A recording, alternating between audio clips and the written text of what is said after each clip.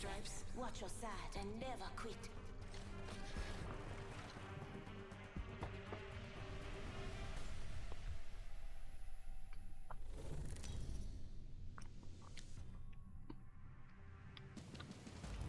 Introducing your champion. No such thing as autoing, ladies. I'm the jump master.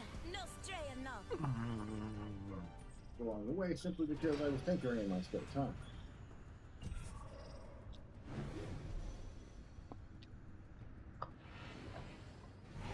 Cars everywhere you looked, and was playing with them, and I always had a computer, like access to a computer. So I can't tell you I'm the which jump came master. first. I can tell you they both did huge portions of my life. Like when I'm not messing with tech stuff, I'm messing with car stuff and vice versa. That's just the way I'm wired. Yeah, I did have a while there where I wanted to quote unquote be a mechanic, but every mechanic I knew was like, don't be a mechanic. Trust me, you don't want to be a mechanic. Like you want to love cars, you want to continue to love cars, don't be a mechanic. But I mean, I still love tech, and I work around this all day, every day. Although I'm not working at like a tech repair store where I'm dealing with everyone's problems and customers. So I'm just dealing with like, viewers can be great and they can be terrible at times, but you know what? For the most part, I think we all get along, right? But you guys aren't literally yelling at me because I'm not fixing your computer right or something, you know? Or maybe you are. I don't know. It's possible. But those two just always go hand in hand in my life. They've always been that way. Casey says, what's a dream project you have not had the opportunity to start, afford, or price anything? I want like a machine shop. I want to be able to manufacture my own stuff. Like 3D printing is as close as we've ever gotten to being able to make anything like custom from scratch for anything we work on. But I would love to have a much bigger building with CNC lathes and CNC mills and just autoclaves and all that sort of stuff, dealing with making my own carbon fiber stuff. It would just be fun to be able to build something from design, raw material, to end product. That would be fun. What those products would be, I have no idea. It'd be like, I'm sure it would start off with small needed products for computers, like brackets and anti-sag brackets and custom case panels and things like that, and then can scale up from there to be just about anything, car parts, whatever it may be. But that's just the tinkerer in me. I love building stuff. I love designing stuff, and so that's the next logical step for me in turning a desire into a learning opportunity, into a hobby, into a business would be something to do with manufacturing. So that's absolutely a dream project of mine. Favorite PC product on the market currently, or a concept you would love to see designed? I'm really happy with what we saw at, I think it was at Computex last year actually, and then we saw it again at CES. I forget what the form factor is called, but Asus and MSI both have one now, where the power plugs are on the back of the motherboard. And then the graphics card has a power slot on the bottom of it that slots into the motherboard just like the PCI Express slot. So you have the PCI Express slot, and on the back side the power slot that slots right into the motherboard. And then all power needed for the graphics card is actually delivered through the motherboard. But because of motherboard cables and EPS cables and 24-pin and all that's on the back side, and there would be no graphics card cable because it's going through the motherboard, essentially you would have a very stealth-looking system with no cables anywhere. Now that kind of stinks in the sense that cables are kind of a neat way to also add some customization and some color and some overall design aesthetic into your systems.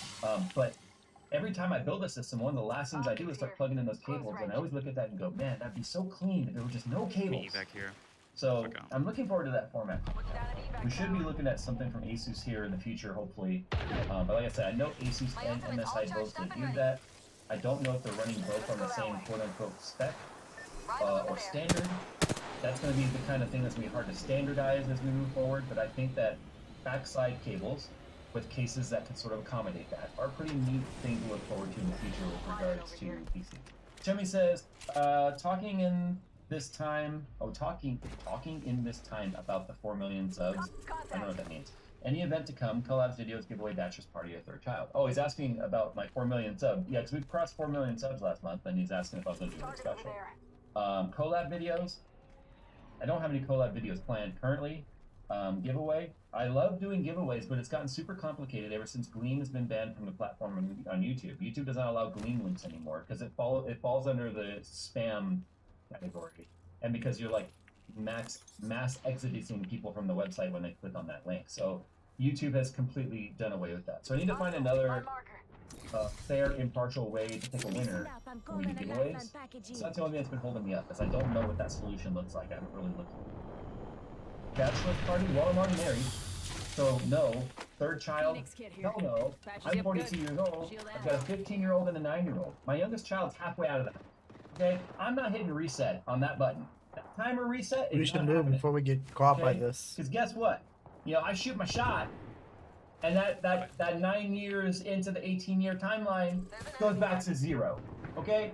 I'm not okay with being 60 by the time that kid leaves the house if they were born today. Yeah, I would be 60. The ginger one says, what is a piece of tech you always wanted to buy yourself but didn't, either due to cost or that time?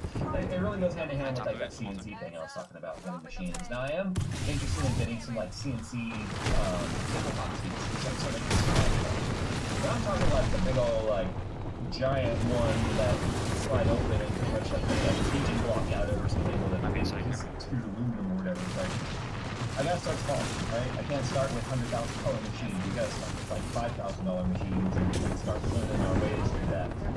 But that is a piece of tech I've been, I think, saying to the guys now I'm gonna buy for like a couple of years now. It just hasn't happened because I don't have anywhere to put them. We'll figure it out. But that is the next logical thing for me to be working on. Would I ever consider building a PC inside of an engine bay of a car? Tell me you don't understand cars without telling me you don't understand cars. You know how hot it gets in the engine bay of a car? That's all I want to say. Optics says, what is the most common mistake you still make in your builds? Also, what's the mistake you made in your first build? First of all, I don't remember my first build. My first build, I was so young. I don't remember the details of it. How it came, or I just my dad helped me check out my. So I can't even tell you the same. I would say common mistakes that still sort of get made today. Probably because I'm such an experienced builder at this point, having built hundreds of PCs.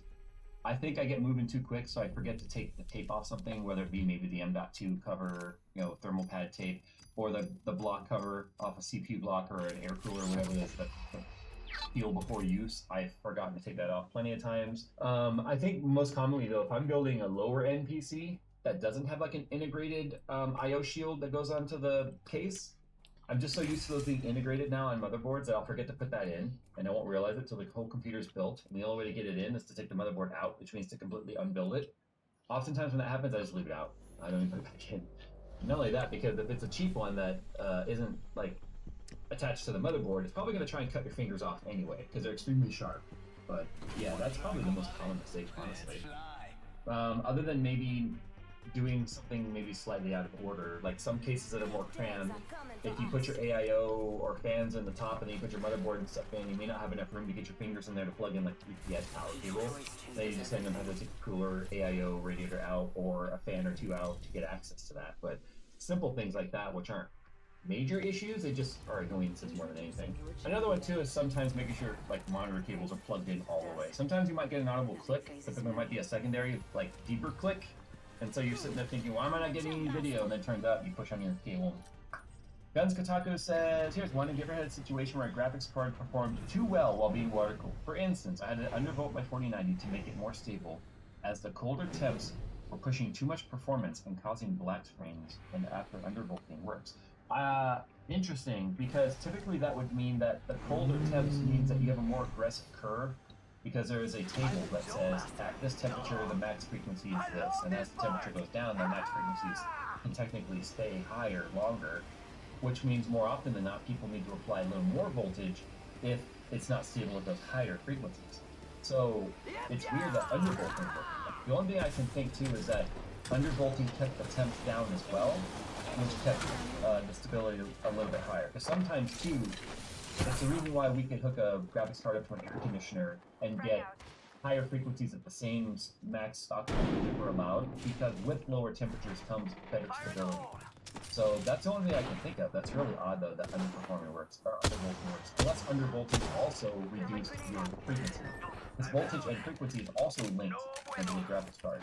So that's a possibility as well. But without seeing it and seeing the behavior and seeing the numbers, I couldn't possibly tell you why that is. All I can tell you is that usually the only thing I've ever noticed with water-cooled graphics cards is you put the DP block on, your thermal paste is good, your frequencies stay higher longer at a colder temp. I've never had one crash because it was boosting too high, if that makes sense. And then Phil says you should probably check your high volt. I'm gonna try to reboot if you. it's not melting. Craft you. Yay! Again says, I really do miss watching Phil's vlogs with Phil and Coconut Monkey. CM is Coconut Monkey. We just call him Nick. He didn't go by Coconut Monkey anymore. So is there any chance for that a vlog at least once a month? I've actually been thinking about that recently, and there's a vlog I wanted to do today actually that I can't do today because it didn't open until 3 p.m. the place I wanted to go, and I got somewhere I have to be at 6:30 today, so that didn't work. But we're gonna do that. We might do that soon. Have to find a day because it's an afternoon thing, so I gotta make sure it's gonna work. But it's a really cool place. I think both Nick and Phil are gonna dig, and I'm not gonna tell them what it is until we go. That way the vlog is more genuine. It's like, oh my god, really fun, cool field trip. All right, last question here says, so Jay, when are you gonna get a raise to Jay's to 3 cents?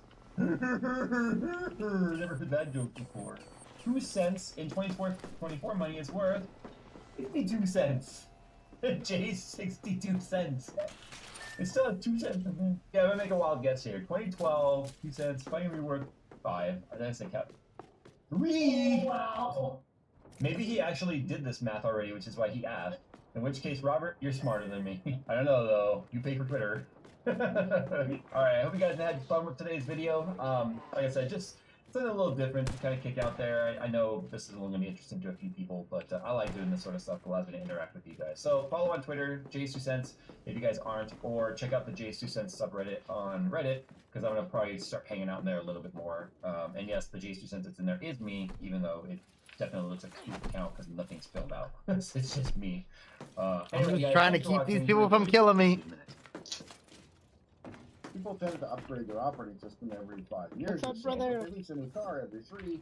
I'm So trying why to not keep sell them the from new killing me. operating All I'm system trying to do is as just well? be like, yo, don't I kill also me, worked please. on a lot of side projects like shareware stuff, and so, So far, it's I worked got my out. creativity out of that. I had products like the zip file support that did get productized along the way simply because I was tinkering in my spare time. Kind of a tangent. As an interviewer, I was always interested in what people were doing at home.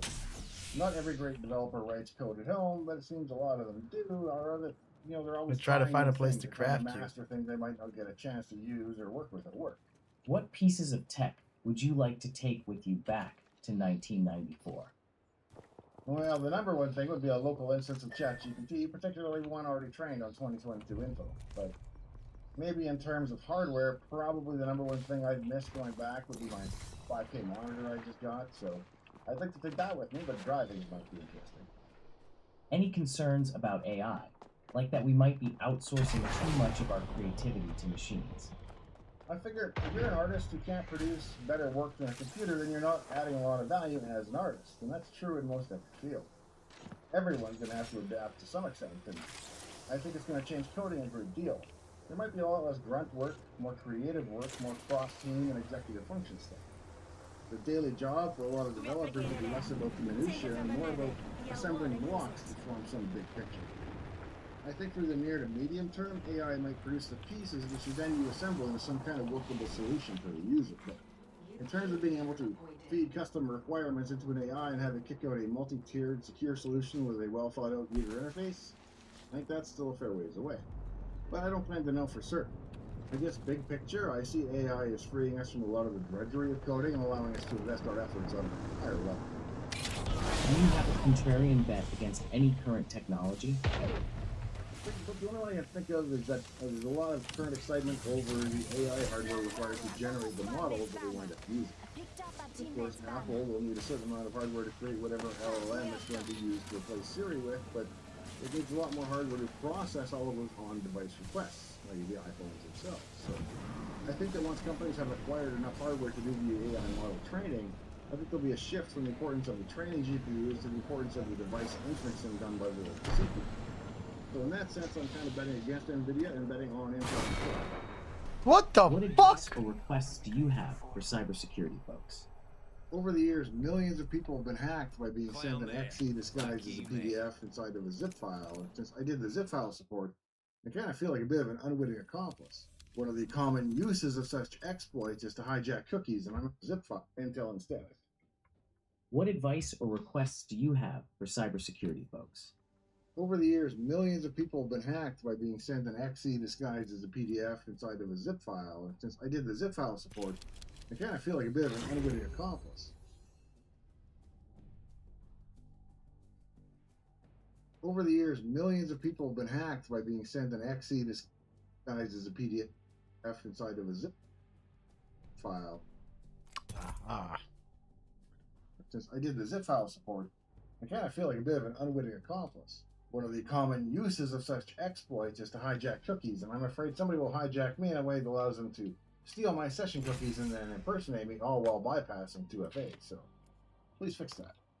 What was it like coding on an Amiga, and why an Amiga over, say, an Atari ST? I think the basic reason I went with the Amiga is just that I've been a Commodore user for years, and so just naturally gravitated to the Commodore solution.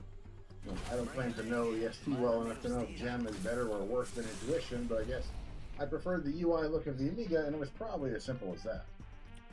Then when I came to Microsoft, by that time I was a big fan of an editor on the Amiga called Signaset, written by Bruce Dawson and a few other folks.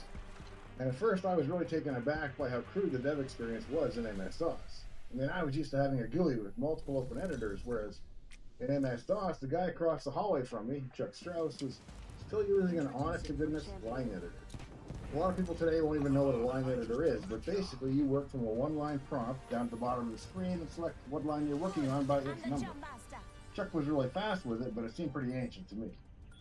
Does working on Arduino projects make you a better engineer? I think it does. I mean, it could just be it's nostalgic and so I enjoy it, but working with 500K RAM keeps you pretty honest.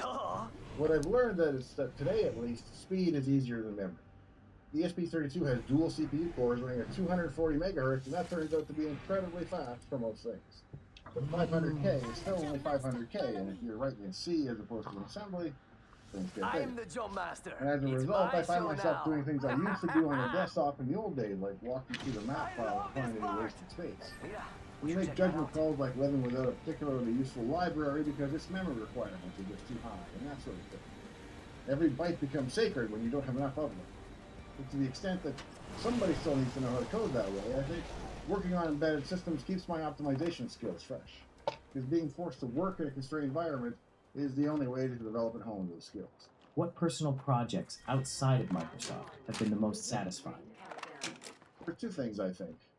First is I wrote a book on autism, and I get a lot of daily feedback from people that have been impacted by the book, who picked it up on Amazon and they wind up writing to me. It's from husbands and wives and parents and from individuals themselves, and that's been really rewarding. The other thing is the YouTube channel, which has been rewarding in that it allows me to reach and educate a large audience all at once. It also gives me access to new and cool hardware I get to experiment with, which is always fun. Like right now, I've got 3 96-core Threadrippers that I'm evaluating here in the shop, but the only bad news is I don't get to keep them. The channel also gives purpose to some side projects that otherwise might seem silly, like the Pet Rock Spectrum Analyzer I did with a friend in the Netherlands named Rutger. We wound up running a full spectrum analyzer display that runs at 30 FPS on the PET because it receives 32, which means we had to write the serial I/O routines for the CIA chip from scratch and a whole number of things like that, and it was all in 6502 assembly.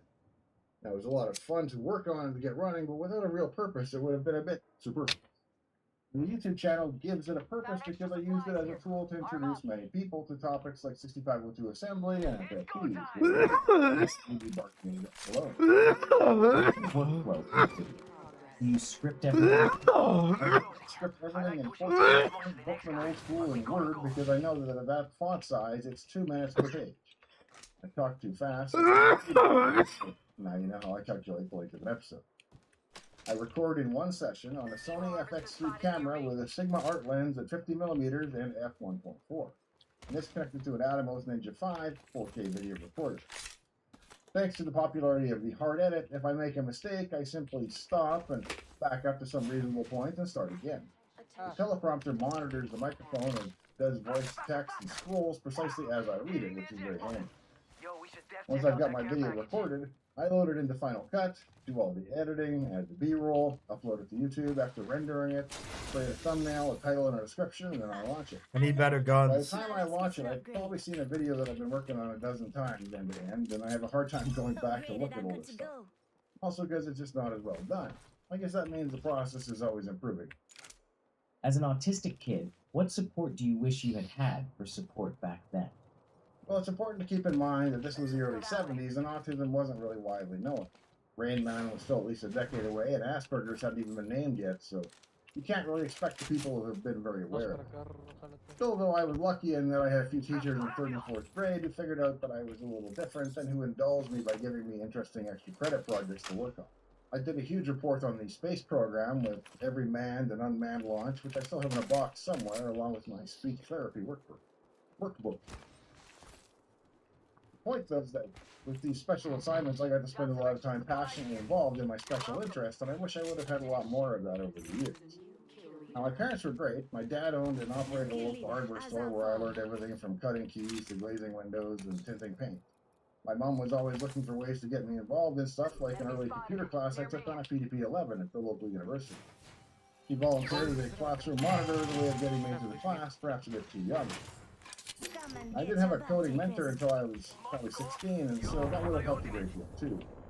In fact, when I first saw a computer, I had to experiment with first principles. I knew so little about it that I just typed English into the TRS-80 interpreter, which worked pretty well. In the end, for better or worse, it meant that I had to figure out literally everything on my own that day. What have you learned about tech trends over the years? If I count the number of technologies and languages that I was tempted to invest in learning that have come and gone and don't matter anymore, it's pretty sobering, and it makes you question where you should spend your time. If something's been around for a while, like Rust or C#, it's likely something you've got to know to stay relevant, and so I'll learn it for that reason alone. But I don't chase every new tech trend. I'd say the two biggest things are that if it's going to be relevant to a job you want, you learn it to expand your skill set. Or if it offers a better solution to a problem you're facing, it's worth knowing as a tool. Or if it's been around forever like Java, it's just something you should at least know and understand, and you're not using it because it's just so ubiquitous within the industry. What was your workflow like? Back in the 90s, everything we did was managed by a program called SLIME, which stood for Source Library Manager. Now, it was really just glorified and fancied up to that if you keep track of a series of deltas against a single copy of the code up on the server. There were no branches. Keep moving, bro. And pretty much none of the modern functionality that you find in something like Git, which is, I assume, what's being used today. When we were bringing over the bajillion lines of code from the Windows 95 user interface to port it over to NT, Slime and Diff were really the only tools we had. So, every 2 weeks or so, you copy all of the Win95 team's current code into one folder and all of the NT side of things into the other folder, and then diff and hand merge all the contents. I don't think I paid my dues doing that kind of thing, but more than anything, I learned a lot because the very act of porting a ton of code requires that you're at least somewhat familiar with it, so you learn a lot along the way. One day, a new fellow named Sean Ivory joined the team, and naturally, one of the first things we had him do on his first day was to enlist in the source tree. He kicked off the process, which back in the day took an hour or so to complete, and we took him out for his inaugural lunch. What we counted on was that the process of enlisting was somewhat atomic, and therefore it held a global lock on the source tree while he was doing it. But Sean just stuck at some prompt asking for the data overwriting local file, or something like that. Meanwhile, Dave Cutler, the architect of the whole thing, has been trying to check in some code into the tree only to find out there's something going on, and he's never heard of an apple with a global lock to the source tree, and it isn't responding. If you're not gonna get him up, then I'm just gonna move. Sean's phone ringing from the end of the hallway. Rang and rang. I'll craft you somewhere. When we finally got there, Sean looked down at the caller ID, which just read Dave C, and he looked at me like, oh, no. All I could say was, I guess you better. Pendejo. Yeah, and we could all hear Super Dave C Magrote. roar at the end of the line. Release your... Do you involve your kids in your channel at all? I don't Stupido. usually stream, but a few have helped with content. No care. The son did the music for the episode intro and contributed thumbnails from time to time, and my youngest daughter is handling the retail side of getting the Mesmerizer PCBs up for sale on Amazon as a vendor.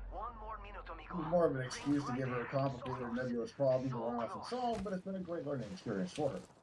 Writing games seemed like a good way to learn. Is that why you worked on them?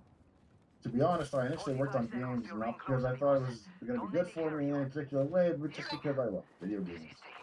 I was kind of an arcade nerd, so the first thing I wrote when I got a machine language monitor for the Commodore 64 was kind of a Gallagher song. There was a lot to it then. The thing is, I had just the machine language monitor on an assembler, and 6502 code isn't relocatable. So without a symbolic assembler, the only way to insert code later is to jump out, do what you wanted to insert, and then jump back. And as you can imagine, the code quickly devolves into a mass of spaghetti. I remember working on a cycling game for the Commodore 64 back in the 80s, and I was fairly new at the whole process, even as a dev. It came time to add parallax scrolling where the 12 drops from the front would scroll with 20 rows in the background, and in fact, a lot of movies like sprites. And my code, just kind of done on the fly, became such a mess that I had to back up, stop, refactor everything, design an actual data structure, and process direction, and so on. It really taught me the core difference between code that is well designed and thought out from the beginning versus kind of just tacked together at the fly. If my kids want to learn the ESP32, where should they start? I think the best way to do it is to get an M56C Plus, or whatever the current version of that is called, because it has everything built in. It's a small little orange thing, and it's got a small OLED display, accelerometers, a microphone, speaker, LEDs, IR, Wi-Fi, Bluetooth, much more. Super easy to get started with. At nightdriverled.com, you'll find a project called Spectrum that allows you to take three 16x16 matrix panels and make a spectrum analyzer out of it. Other than power and ground, there's only a single wire to connect, and you can flash the whole thing from the web page itself without knowing how to code or using an IDE, so it's a good way to get started. Did you ever have the desire to pivot to something completely new? I did actually. After about 10 years at Microsoft, I faced the problem, which was nice to have, but because I was making a lot more from my side hustle than I was from my day job. For a while, I tried to do both well, but when you combine that with having a wife and kids and a lawn and mower, there just aren't enough hours in the day to do both well, no matter how technical your attention. But I took a 3-month leave to give it a shot, and basically never came back, because by that point I had discovered internet advertising, and the shareware business had really taken off by an order of magnitude or two, and still a very hard decision. Microsoft was my dream job, the place I wanted to be, and now I was finally there. Finally well established after a decade, and it was hard to walk away. Did I really want to leave this job that I wanted so badly to get in the first place? And the answer is no, I didn't, but at that time and place and situation, it just didn't make sense to stay. So in 2003, I left to work on my own stuff full time. I ran that for about 10 more years, and then sold that to a public company and retired for real. So, At Microsoft, did you have any thoughts about stack ranking? when I was brand new, I just assumed the whole thing was a fault-proof meritocracy in action. Once I got into the meetings myself as a manager and saw how the sausage was made, I was a bit disillusioned about the whole process. Because once I was a dev manager and had to do that side of things for my own, I could see that much of a developer's success hinged on how passionate, charismatic, and compelling the lead was while arguing for his or her case. So it wasn't a pure meritocracy, surprise, surprise. It was kind of a little cliquey too, kind of like high school. I was surprised how much personality, email, and other factors played in. Now, I imagine the process is completely different today, but still flawed in some fundamental way, but I've been gone too long to know this. What have been your technology wow moments? Well, ChatGPT was certainly the biggest one in recent memory. Those first few moments with it as a chatbot were impressive to begin with, but once I started feeding code and screenshots of the output back into the system and having it debug my code for me, that was truly a wow moment.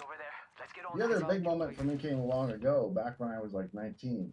I'd worked on the C64 game that I mentioned earlier, and then took a few years away from computers to work on cars and chase girls and do whatever else 19-year-olds do.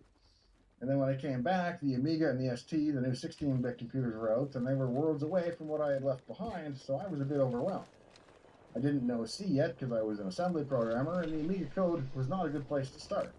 It had things like struct intuition base pointer, intuition base equals, parentheses, struct intuition base pointer, close parentheses, load by, it's a whole bunch of massive casts of nonsense.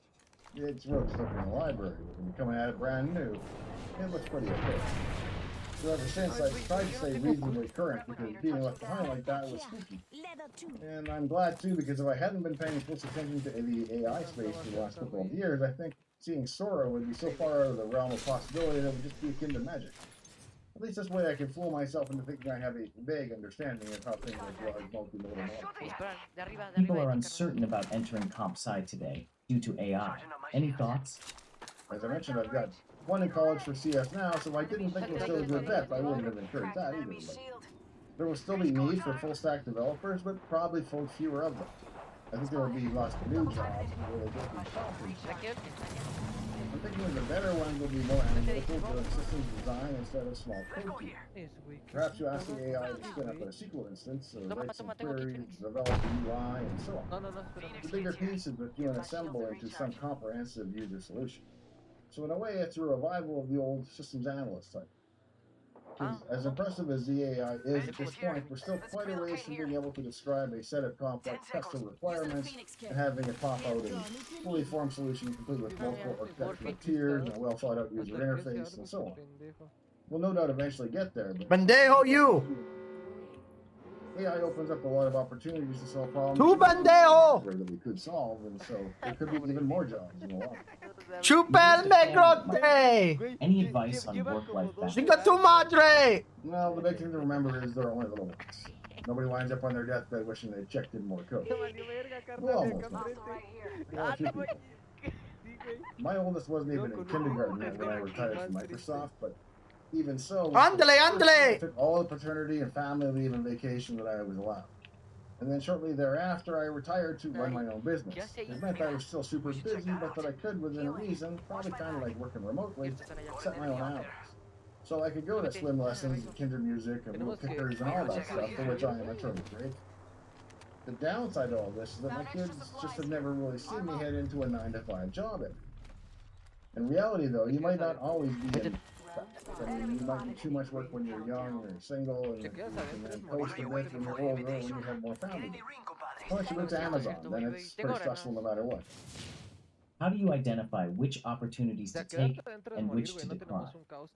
These days my schedule is pretty full, so I don't take on many new things at all, really. But I do enjoy public speaking, particularly about autism in the workplace. But I turn down most virtual events now that COVID's over, and I tend not to do many free ones anymore, well, this sector, of course, so the whole thing is somewhat self-limiting. When it comes to YouTube, the thing I always ask myself is whether there's a fun project in it for me that I can make a reel. Other than some B-roll, I don't usually let filming intrude into the fun side of the exploration, but rather I write about it later. So it's got to be fun or rewarding of its own accord for me to undertake it. If it's just work for an episode, it's not fun. Back when I was at work, the opportunities I actively chased weren't about building an empire or anything like that. It was all about who I'd have the chance to work with and learn from, and how cool the product was to me personally, and how many people would wind up using it when I was done. The big difference to me is you've got to enjoy the process. Like, I'd love to know how to shred the guitar, I just don't want to spend years learning. But for me, enjoying the destination isn't enough. I need to enjoy the journey too.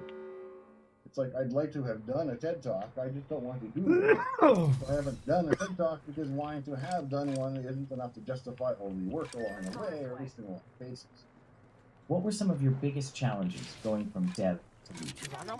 Well, with autism, you often don't have a full understanding of the fact that people can approach the same problem or situation with completely different sets of contexts and backgrounds and expectations and preconceived notions and so on.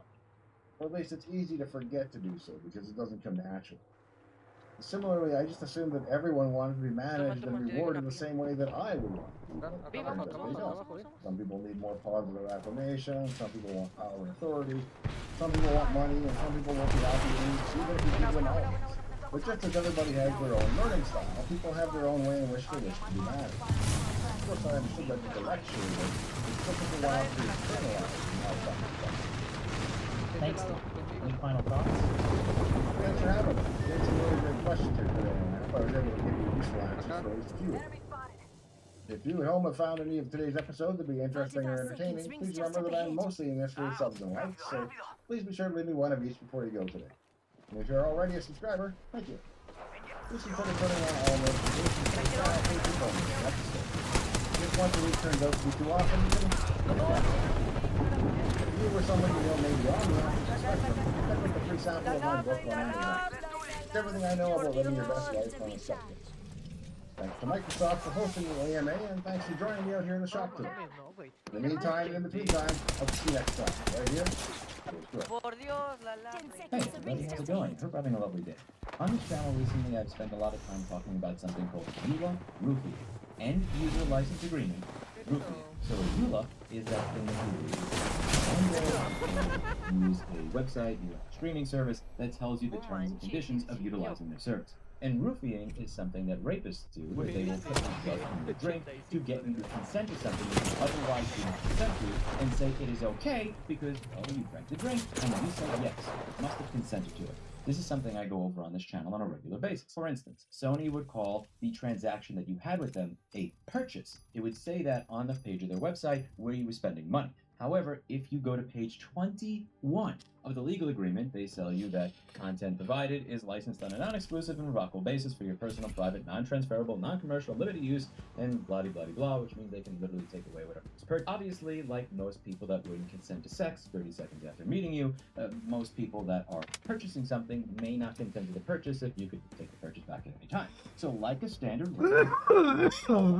intentions, they put a roofie. Is they highlight it on page 21, which in my opinion is a rapist mentality behavior. I don't like it. Try to call it out as much as humanly possible. Fundamentally, at its core, what healthy people will do is they will ask for what they want up front. They will make sure that you understand what they're asking for, and they will give you an opportunity to say yes or no. That is what healthy people do. Or to make it more difficult. Technically said yes, even though the circumstances were such that you would not if you knew everything that was going on. Hiding something in legalese in a EULA on page 21, in my opinion, is akin to somebody hiding a rupee. To do that. And it's something that and it's something that gets with Roku as well, and that's what we're going to be going over today. Roku decided to ransom people's televisions by forcing them to agree to a forced arbitration agreement. These types of forced arbitration agreements essentially take away your rights as an American to go to court to settle disputes with companies that have screwed you over.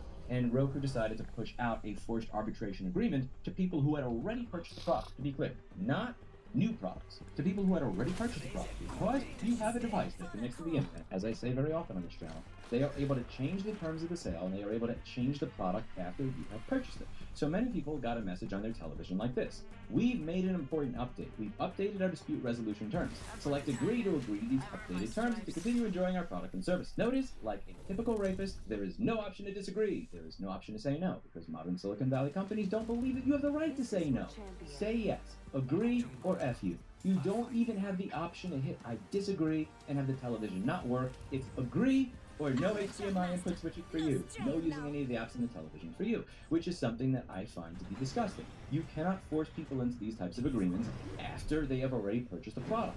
Set the terms at the time that the person purchased the product and F off if you want to change it afterwards. And it seems like we have some insight into why it is they decided to do this. Roku is saying that many people had their accounts hacked, people logged into the accounts, and they may have used their accounts to, purchase things using the credit card of the account holder that they did not consent to.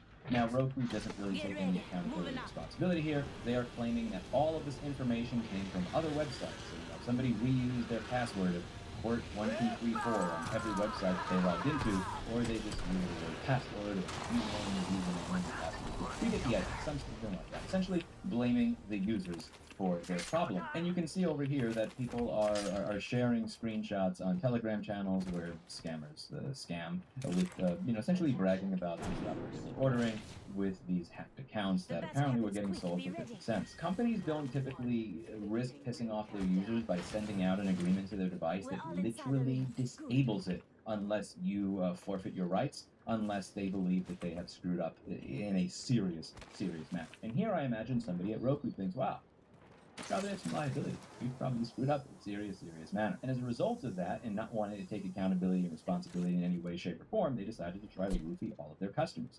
Just imagine that I figure out, because here's the thing, I always try to make analogies to my business here.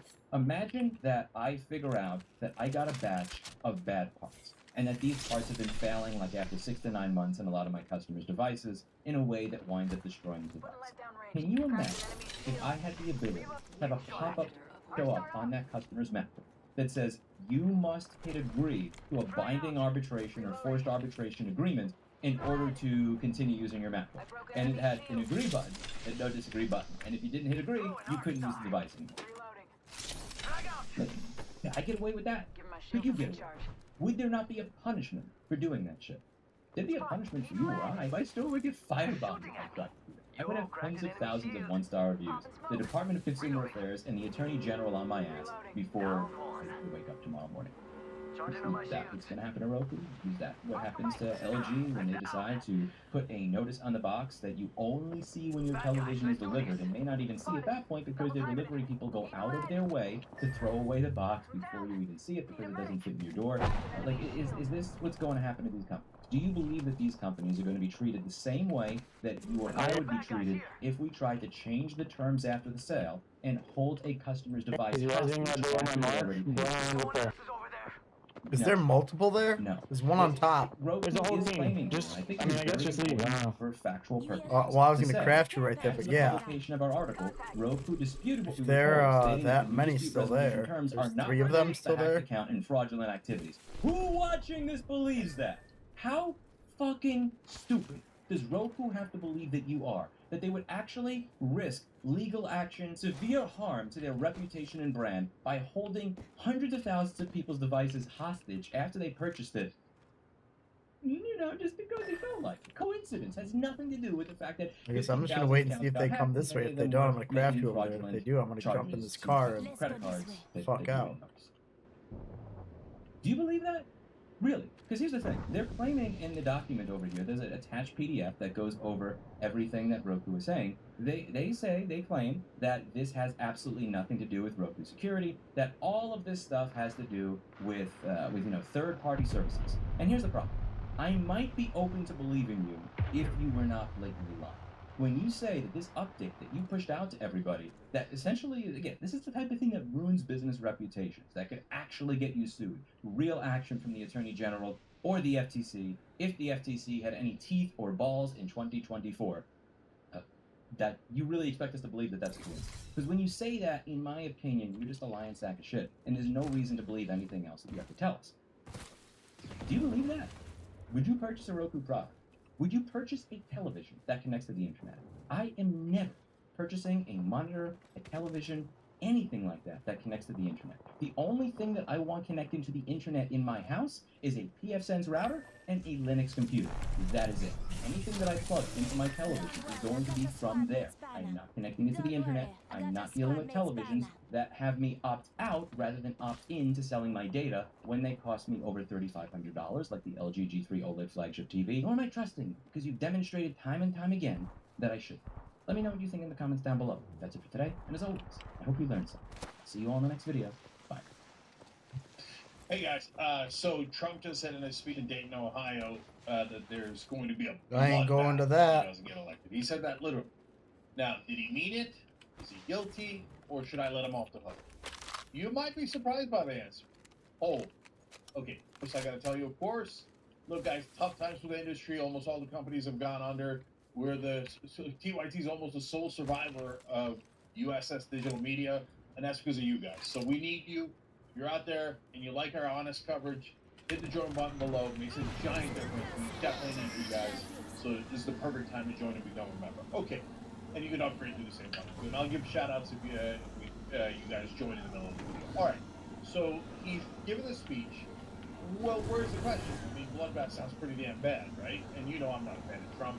And I think he's a sociopath, and I think that he was organizing a coup against America, and thank God Mike Pence didn't allow him to exit. Okay. Now, having said, oh, look at this, it's happening. On your right. Oh, love you guys. Thanks for joining. Appreciate it. All the members are the owners. I do these videos. We can be honest with you guys. We try to fight for positive change and hope because of the members. Okay, so he's giving this speech, and he's talking about the car industry. He's like, the Chinese, they're making a lot of cars, they're making them in Mexico, they think they're going to bring them in. And then he has his usual asides, right? So he's like, the UAW, their leaders, they never meet with Republicans. Well, anyway, and then he keeps going. And he's like, and she thinks that she's the leader of China, thinks he can make the cars in Mexico and then bring them in, and he's got these giant warehouses. By the way, I'm really good friends with Xi, but he knows how tough I am. He loves to say that because he thinks that strongmen like Xi and Putin, maybe Mohammed bin Salman, the guys like that, he thinks they're like Viktor Orban, and he's like, oh, they're so good, they're nearly dictatorial, I love those guys. So even though he's supposed to hate China and all of his talking points and demagoguery, and the crowd goes nuts whenever he says anything against China, he can't help himself. He's like, Xi, I like him. It's a dictator, yeah, right? Hold, am I going to absolve him, though? Am I going to pardon him on this? Hold on. Deborah debate, all of a sudden, boom, love him. Okay, I'll try to shout out super chats too. Oh, there's somebody else who joined. Who else joined? Crazy? Was that Kathy Price? or did she upgrade her? Kathy, you're awesome. Let's see what the doc ordered. Another thing Got I an know you guys are upgrade. thinking. Gonna put Yeah, it to use. what's with the 5 o'clock shot? Is it debonair? Is it classy? Is it a good look for the weekend? I agree. It's all the above. All the above. I'm not going to fight you on it. New Okay. kill leader. So Eyes up finally, front. as he's getting wound up about the cars, he says, now if I'm elected, we're going to have 100% tariff on those things. No, you're not. 100% tariff? Taking fire. But look, I'm guys, in the chimney. fairest show in America, I'm spotted. fairest man in America, fine. I am. I'll take it. Okay. So a tariff is an interesting idea on those cars. One, it should be debated on the policy. 100% is nutso, but Trump's nutso. He always says nutso things, and he says he has pension. I'm not sure if he means it, but with him, who knows? Maybe he does. But it should be debated, and we're going to debate it in a second. Extended header. But first, Hemlock here. Rocky Mountain Jasper, amazing American hero. Den Bub. First of all, what a fun name. Second of all, thank you for joining. Third of all, thank you for all the emojis of the stars and the thumbs up, making me feel good today. Armed liberal. The fraud belongs in jail, he says with his super chat. Well, I agree that he belongs in jail. The armed liberal, I get it. Liberals are armed, but let's bring down the arms. Okay, let's not use them too much. That's me. I love Looks peace. like a care package Kenny is coming B. in. Big Are you things guys all ahead. amazing? Is that what's happening on this Saturday evening for no reason at all? Okay, so back to China and the cars, etc. I'm under 100% tariff. Look, guys, since they're not manufacturing in America, Optics here. and we Close have range. good, Extended light mag high-paying here. union jobs in America that create cars, Good. I think that Jumping out. policy-wise, you should have a conversation about a tariff. But as a matter of politics, it's pretty good. It's kind of appealing to the average American to say, like, let's put a tariff on those sons of bitches. And they're coming over here from Mexico, and if we buy all their cars and then they're cheaper that way, they're going to run our workers out of town. And there's some truth to that, too, right? So I think that it's relatively well played on Trump's part. I told you out there. Hashtag fair Cenk. Is it trending online? Maybe. Probably not, though. So anyways, so then he says, okay, and if I don't get elected, it's going to be a Shield blow. cell here. Now, he said it in the context of What you cars. guys need? So, and then he says, on other things too, even worse, Backpack here. bloodbath. Level. Shield So cell should here. a presidential candidate be talking about a bloodbath if he doesn't get elected? Shield No. here. Should Donald Trump, of all people, who almost started a bloodbath on Rampage, yeah. January 6th, well, not almost, kind of did, 1 could have been a minute. lot Rings worse. nearby. Should he be talking about a bloodbath, especially in a scenario where he doesn't win, like January 6th? No, he should not be talking about Found it. He extra should never supplies here. But A, he has verbal diarrhea. We all know it. Let's keep it real. Optics here. And B, Mid-range. 45 in seconds. this Rings just up context, ahead. I think he was talking about an economic one. Here's your birthday present. And he just said it so Helmet flippantly here. and as an Level aside. two. Normally, when he wants to threaten, it's not that unclear. It's pretty clear. He'll say it in context, he'll say it specifically, etc. So in this case, Give my shield I a recharge. might pardon him. Hold, but first, New kill leader. Adrian, Go on. he's sorry, I can't do the last names, even though I've been so hard, my work been so hard. Let's find someone to vote for. You kidding me? You use a super chat for that. I wrote it here more. That's what I was trying to do in the campaign. Didn't work. Okay, but we tried. That Marcus. Yeah, there you go, Marcus. Appreciate you, brother, for the super chat. Kathy, I appreciate you again for the super chat. You've been a member for 39 months. And you know what? Healing. You've been a hero for 39 months. Care package. And I think you are the true source of news that I have seen. Taking fire. Kathy, how many times am I going to get to tell you that I love you in one click? Not fair. You're hogging up all the love. Here, but thank you. Thank you. You're wonderful. Okay, here comes Kathy 1994 Jeff. Agree with me on a ton of issues. You're progressive. Gonna vote for Biden. Because Trump is against gay and trans people, etc.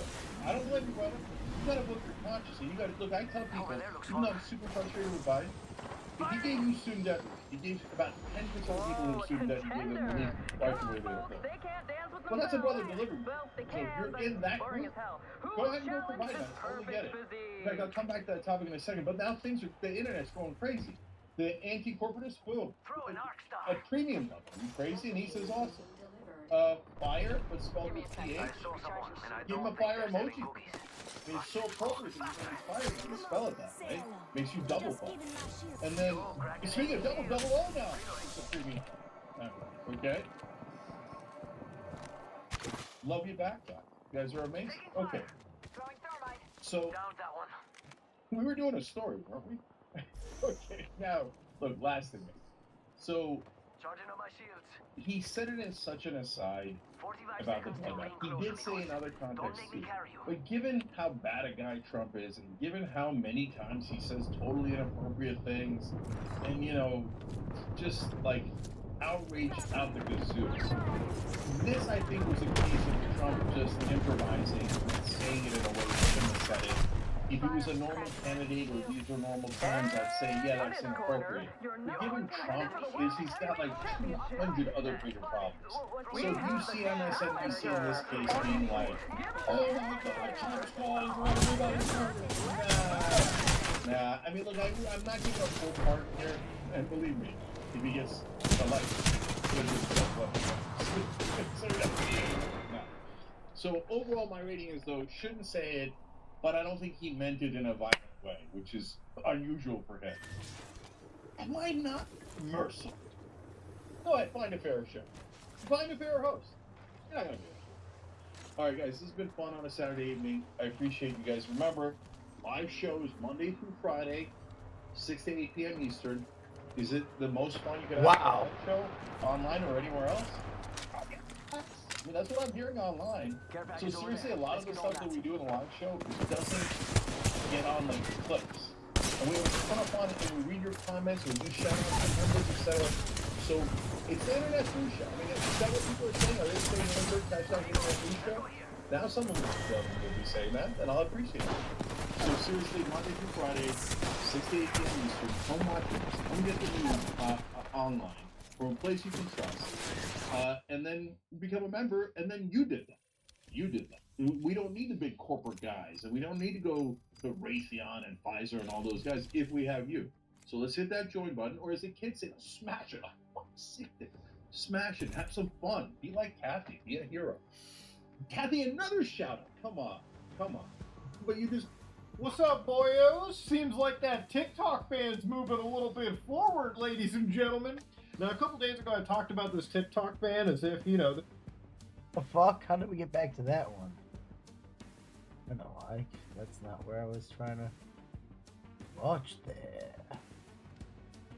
Ooh, let's go back to this one. It is brilliant, ladies and gentlemen. Do you want to fun? Nope. Beyond that, you're probably also interested in some serious programming stuff too. And that's where Brilliant comes in with processes like teaching and learning just pay for a full 30 days. Visit brilliant.org/SOG or click the link in the description below. You'll also get 20% off an annual premium subscription. That said, let's get right into the video.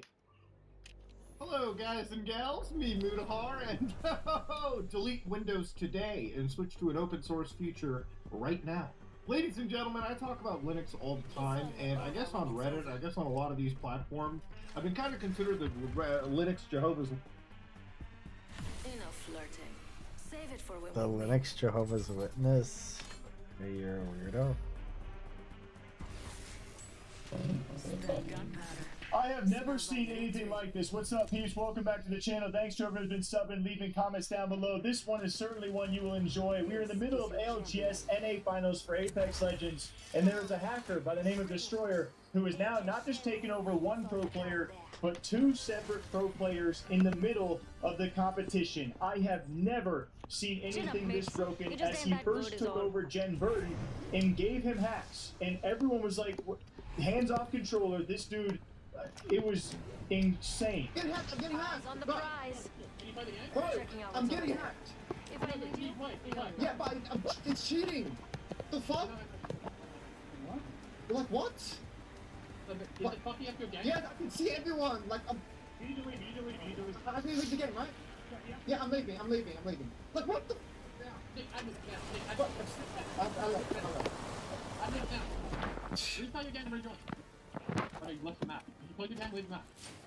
I left.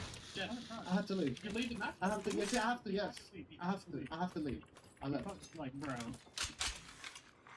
It's fine, we're doing this. Come on. So you got that, boys. Come on. Hold this forward and take the pitch, bro. We need to. let's So quick you got that. countdown. Like the wolf. They fucking die. Already inside the next I'm not even. Get it, go, fuck. I'm taking it. I think I'll protect it. 70. What is that? Please, wait. Yeah, kill. Come on, man. And then just minutes later, all these streams are on delay, by the way. We had to wait as we had heard some things. Imperial Hal himself, the most well-known player in all of Apex Legends and the biggest streamer, then got given legit aim hacks in the middle of LGS. Somebody else was taking control of his account and giving him hacks.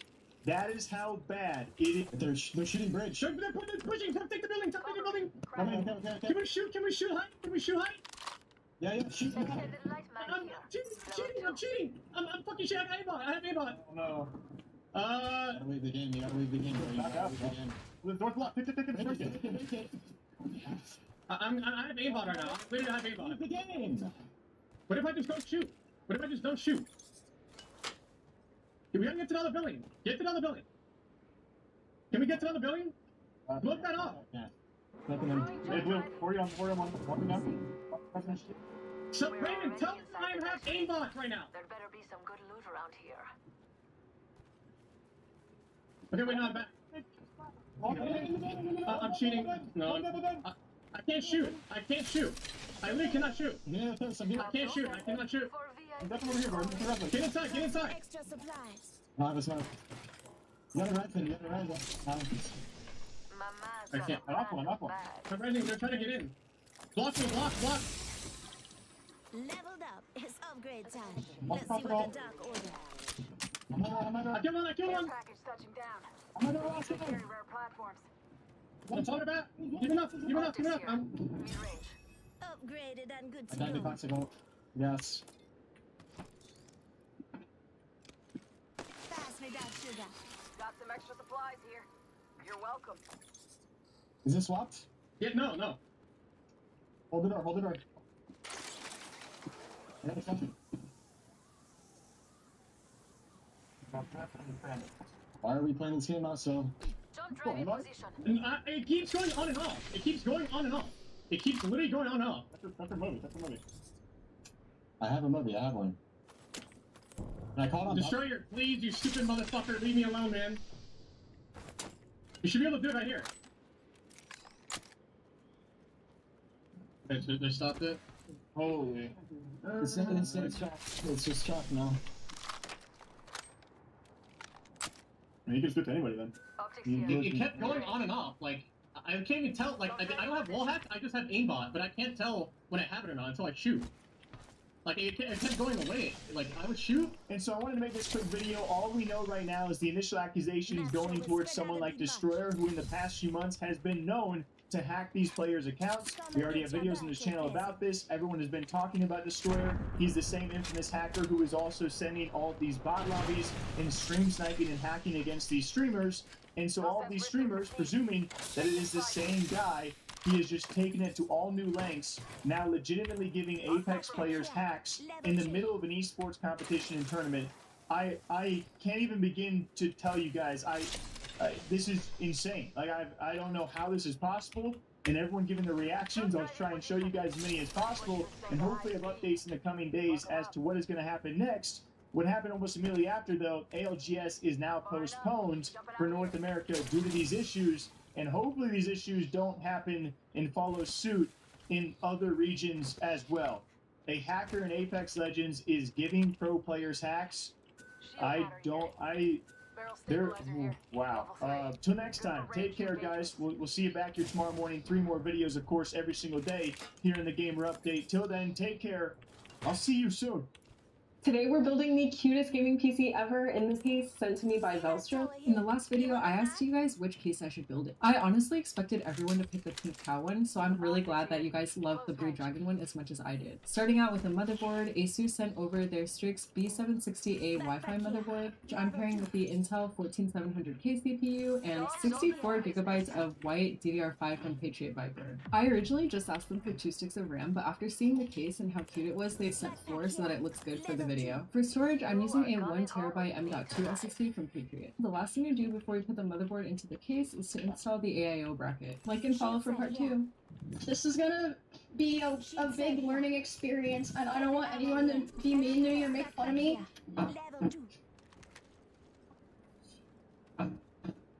Is this supposed to be like this? Is this like some kind of paste? Eat it? I want that one. I might die if the battery has new stuff on it. I'm gonna try. Alright, so today I want to make some progress on the car stuff. I'm gonna try to jump the dead battery on the car that Miz bought for me. I do have from last time I attempted to go out, the fucking get around fucking I don't even know how to I think I even know how to pop the hood on that car, but I'll figure it out. We're here in the lovely garage. Let me set up my tripod. There's nothing bad in here, is there? Replicator touching down. Do you see what I see? My mark has been abandoned in the garage. My mark has been carelessly tossed into the garage. Start.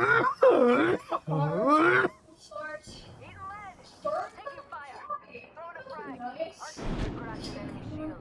Throwing thermite. Recharging shields. Give my shields a recharge.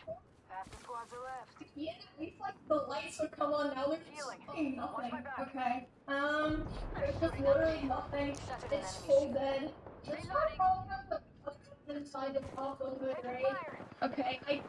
I could just Google how to pop the hood on this car, or I could turn it into a long ass fucking scavenger hunt. Cause why not? Oh man. I mean, it's probably on the inside, right? Okay, oh, wait.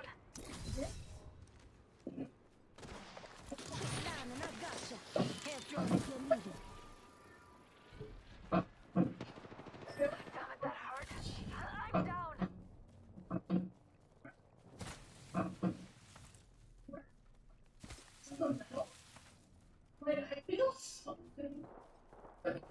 Oh god. Yeah, I think I found it, but I'm pulling it, and it's not doing anything. So I don't know what I'm doing wrong. It's like a fucking blonde. I got it.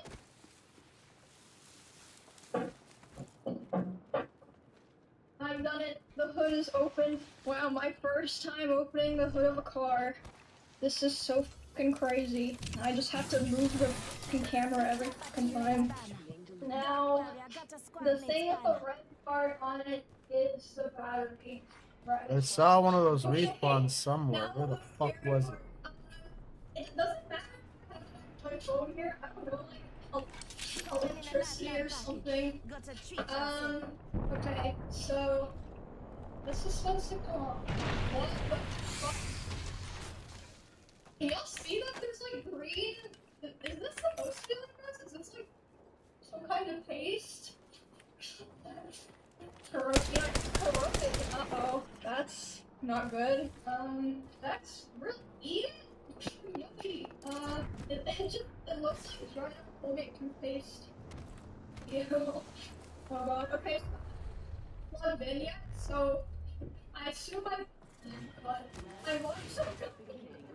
It's leaving my brain. I threw away the instructions. Okay, but I'm pulling up the red to the red, right? Told you I saw one. No. Wash your hands first. What? Huh? Face is fine. Need it on. What are you guys? Look at this happening for you.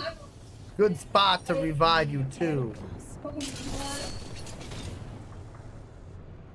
Okay, wait. Y'all motherfuckers with me now.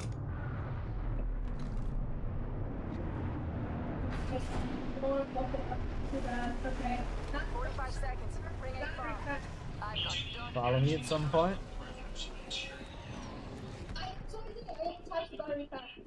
Shield cell here. Thermite grenade. KSMG This is the negative. I did not realize there was a female here, but okay. Throw grenades in there if you can. You call that a firearm? Ground. That's Yep. adorable. Negative is ground. So that means not here, right? Like just.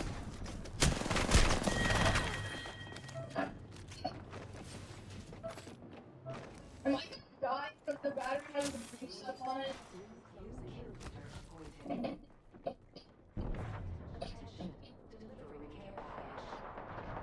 gonna try. Okay. On that. I can put the ground here, right? Okay, now, just to be safe, I'm gonna watch the rest of the video. Go ahead and just try your oscilloscope right inside to my Cooper, and you can see that it's on 1-0, which I didn't have before. So let's go ahead and press the start button. Wait, that's it? I can do this. Easy peasy. Okay. Oh, this is nervous for some reason. Got this. I'll get into this. Oh, wait, okay, I guess. I can do it. I'm gonna start the car. See if it works. No, see it flashing green and red? You blew it. You gotta get it quicker than that. Yeah, it's beeping at me for the door.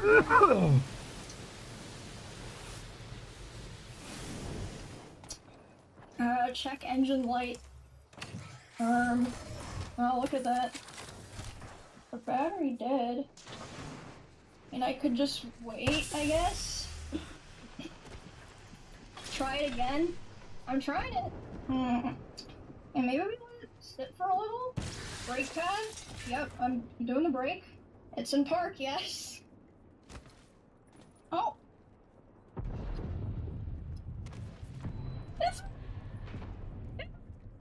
It just, I guess it just needed a second to get a little bit more juice, because I didn't do anything different. Should I turn it off now? Well, I need to unplug it, the battery, let it run. Okay, for how long you think? Yeah, let's just leave it running for 10 hours. The lights are off.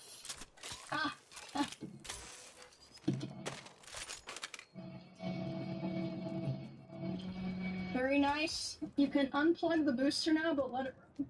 That smells terrible. Why does the car stink?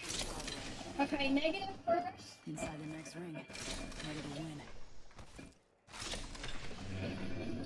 Down there for now. I dropped it. It's fine, it's a car. Oh, fuck, I didn't put the cover back on, you're right. Alright.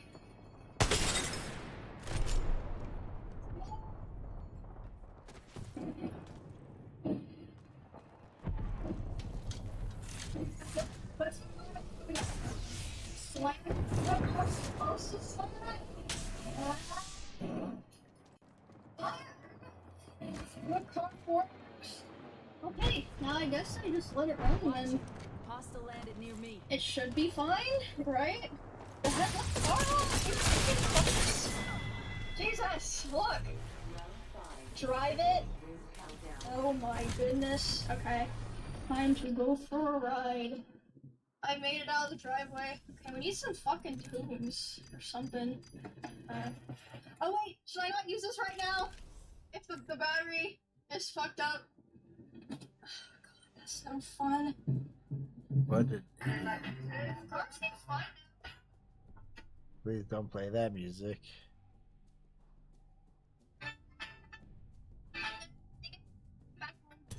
Alright, this is the real test. If when I turn off, it turns back on. We'll be dead tomorrow. No, it won't. I turned all the lights off, so it'll be fine. Okay. Okay. Hey, it works. Alright, I did it. Now we are, +1 working car. That's pretty big. Today we got a Linux video, and that means we're sponsoring. What the fuck? Check everything. Windows today and switch to an open source future right now. Ladies and gentlemen, I talk about Linux all the time, and I guess on Reddit, I guess on a lot of these platforms, I've been kind of considered the Linux Jehovah's Witness, which isn't wrong, okay? Like, bro, I could come across a car accident with the most tragic stuff going on, and I'd still walk up and say, by the way, officer, I use Arch Linux, okay? It's kind of like a rite of passage. Now, understand, I don't talk about Linux because I'm some kind of counterculture nut job, you know, just out there. Like, I don't do it just because of the meme. I actually use it literally because I don't like Microsoft sitting on top of my computer. Now, when I build my computer, right, I put the hardware in, and the only thing that I cringe harder is once you've all accumulated all of your cool little graphics cards, your processors, your RAM, everything, you put your dream computer together, now you got Microsoft's bloated stink sitting right on top of it. Now, obviously, Windows works for most people, and that's why it's used by, what, like 70% of the desktop market share? But Linux has grown, all right? We're about 4% now, which never would have been thought of years ago. Thanks to companies like Valve, big actual, like, tech firms, the actual push for Linux is pretty evident, okay? I'm not saying it's the year of the Linux desktop or anything. I'm saying that we're getting closer to a future where Microsoft has some healthy competition. And competition is good for everyone, right? Like, you should all understand that. Now, one of the reasons I don't use Windows is because of its weird telemetry and spying, and the fact that they're introducing pointless features and being forced into my installation. That said, Microsoft Windows has this advantage of basically being entrenched. I believe the reason why Windows is so popular, personally, is because it just comes pre-installed on every computer your mom and dad buy, right? Your grandparents buy, you buy at a store. Think about it like this. You go buy a Dell computer, an Alienware, Alienware, whatever. You're buying any gaming computer on the market, even from, like, you know, vendors who build PCs for you. They usually give you an option to pay an extra $50 and buy Windows on top of it. But they never tell you we'll install Linux for you, and they got no reason to. Windows has this benefit of basically being entrenched in a way that no other operating system has. Mac OS only is able to be sold because they sell MacBooks with the stuff pre-installed, ready to go. And there's very little, if any, Linux actual, like, you know, Linux companies that release Linux on actual builds, you can buy pre-built. Stuff like System 76 PCs, and so on and so forth. But beyond all of it, it's basically meant for you to install and understand yourself. And Linux has kind of a weird rap. Like, if you actually search up Linux and scroll down a little bit, you'll find stuff like this. This scares people, okay? This video that I'm making is meant to be an entry point for people who just want to start, specifically people in my audience that like gaming. Some of you might like streaming. Some of you just want an actual competitive piece of operating system, but you want to understand how to get into it. And people who try to jump into the Linux community, unfortunately, there is a bit of elitism. There is a bit of people who want you to be computer science experts and not just regular computer users. This video is meant to be a very simple get in and understand. It's meant for people who have no knowledge about what Linux is. But yeah, anyways, when you look up Linux on the internet, you'll probably look at results like, is Linux legal or illegal? Like, dog, if that's the SEO we're working with, it's not good. When you look up Linux on YouTube, you'll find plenty of great channels. But one of the only criticisms I have of some of these actually great channels is that a lot of their content is not exactly geared towards somebody new. It's always geared towards bringing in Linux commands, or this kind of stuff scares the average person, you understand? Like, nobody wants to look at a network terminal, a terminal like simulator from like back in the 90s brought today. You're gonna be messing with it, but honestly, we're just here to dive into Linux fresh and ready to go, alright? For somebody who has no experience. Anyways, introduction aside, let's talk about how to find your version of Linux. So what is Linux? Now, Linux, according to the old Wikipedia, is a family of open-source Unix-like operating systems based on the Linux kernels, and they're typically packaged as a Linux distribution. So a distro is important. To understand, Linux comes in various different shapes and forms. So this list right here, ladies and gentlemen, all the different types of Linux distributions Give me mint, you please. can download and install today. Now, you might be looking at this list and going, oh my god, what do I pick? Where do I begin? So one of the things that I always find to be a bit of an issue when it comes to Linux is one of the first mistakes people make system has been, hey, Linux or there's not one specific distribution. People will try to find the one that's so again, there are distributions for their own pros and cons, but generally, in my opinion, you're going to go with the one that's most popular in a general sense. So things like Ubuntu, things like Manjaro, Linux Mint, which is what we're going to be using for this video. To give you an example, even if you like scroll down and look through, you know, just a random tech website, like here's top 7 best for games.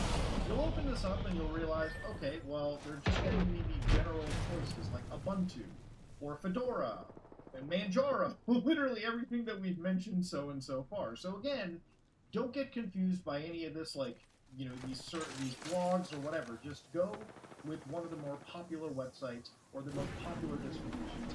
All you have to do is get one that's well maintained. That's it. You can always tailor any distribution for any specific purpose by yourself as well. So here's Linux Mint, an operating system for desktop and laptop computers. It's designed to work out of the box. So again, all you need to do is go to the website, and it looks incredibly simple. They actually have Linux Mint 21.3. Virginia is what they call it. Now over here, they say they're good for multimedia, gaming, web, Damn, I think I was last time, bro. Sorry. Give it a try. You'll love it. So again, gotta get this going and basically hit that big juicy download button. And here you got multiple different options. Now, every different Linux distribution comes with further changes to the desktop environment. The desktop environment is the user interface you're using as Rosario, baby. Operating system. So some desktop environments are built for people that are coming from Windows, right? Like KDE Plasma. GNOME, for instance. Well, that's not really all that Windows. GNOME. But then you've got people who are Mac OS users, and they might be using Mac OS-oriented desktop environments. Hell, there are desktop environments for people who just want their computer to look like a Windows 98 system. It's actually insane the amount of customizability. People in the Linux community call it ricing, whatever, where they actually customize their desktop to the point where it's like only their own. We're not going to go into it because honestly, I don't do it. I don't really care. I just like using my computer, okay? But anyways, you've got options like Cinnamon, which is what you want to download. You've also got Mate. You've got XFCE, which you have a lighter computer. If you have a weaker system, an old computer, maybe from like a decade ago, this might be a better option because it uses Cinnamon resources. And if you've got absolutely new hardware, try the Edge ISO. But generally, if you're in this, just start with Cinnamon, download it. That's the one. Oh, wow. That's what I got. Now, anyways, once you've downloaded it, you'll see that you've got a 3 GB download right here. And it's time for you to actually copy this to an actual USB drive to install on real hardware. So at this moment, you want to get an 8 gig USB drive. Anything over 8 gigs works. Doesn't have to be massive. Remember, this is only a 3 GB file. So grab a USB drive and just stick it into any USB port Linux on your Mint. system. So as you can see, I've got an actual USB plugged in, and here's where you're going to get another piece of software. So again, on the internet, you want to go and look for Balena Etcher, which is basically a software to flash this ISO file to the drive. Download Etcher, and basically find your operating system. So if you're on Windows, download the portable installation and go on forward. If you're on Mac, download the Mac installation. If you're on Linux like I am, you get the idea.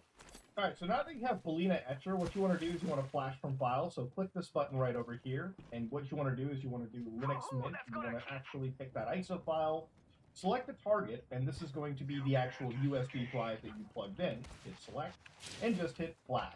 Now typically you might have to give Scrappy admin DP privileges, says, so just do that, 5 hit times. enter, and it's going to be flashing a drive. So that being said, once this drive is flashed, you're going to basically take it out, you're going to go to your computer, and when you restart your system, remember when you Wonder see like, Nugger your, is live like, says, manufacturer 6 logo, times. your little BIOS screen? What you want to do is you want to look somewhere towards the bottom of that screen, and there's going to be a key command that you'll be needing to actually go into the boot menu. Now, sometimes this could be the delete key. Sometimes it could be any of the function keys. It could be the scroll lock key. Every single motherboard is different. And you might have to do a little bit of trial and error, but eventually you'll get into the boot menu. Or if you get into the actual BIOS settings, then you can basically go in there and just select the boot menu, right? Or, you know, mess around with that. Just that's what you have to do. Once you get into the boot menu, you have an option of which drives to boot off. And if you've done your actual, like, you know, Balena Etcher stuff right, then you can basically find like USB, like drive, partition 1, whatever, hit enter, and you'll go into an actual boot menu. Now I'm going to set up a virtual machine just to make recording this process a little easier. I'm going to show you the entire installation process as well. It is incredibly simple. Actually, it's far simpler than even Microsoft Windows or Mac. So let's actually look into it. So once you've actually done your boot menu stuff right, you'll come across this menu right here. So you've got a few options. Start Linux Mint, incompatibility mode, OEM, hardware detection, boot to local drive, so on and so forth. We're just going to go hit Start Linux Mint and hit Enter, and what that's going to do is it's going to start the whole boot process. You'll see the Linux Mint logo right here. Give it a few minutes, it'll just go through the initial boot up, and you'll be put into what is called a live CD environment, right? So this is where you get to kind of try Linux out on your system without fully committing, right? So usually if you want to just see how things run, you know, if everything in your hardware is kind of supported, this is basically where you're going to figure it out, right? It's kind of a unique thing with Linux where you can try before you really commit. Now, of course, what you want to do is you want to hit install Linux Mint right over here, and you're going to go through this whole little process. Mind it's going to be a little bit slow, just because you're working off of a USB drive, not your traditional SSDs or even a mechanical drive. So here the option is select your language. No, Lifeline, get over here. English. Hit continue. It's going to ask you what the keyboard layout is. Pick your keyboard layout. Hit continue.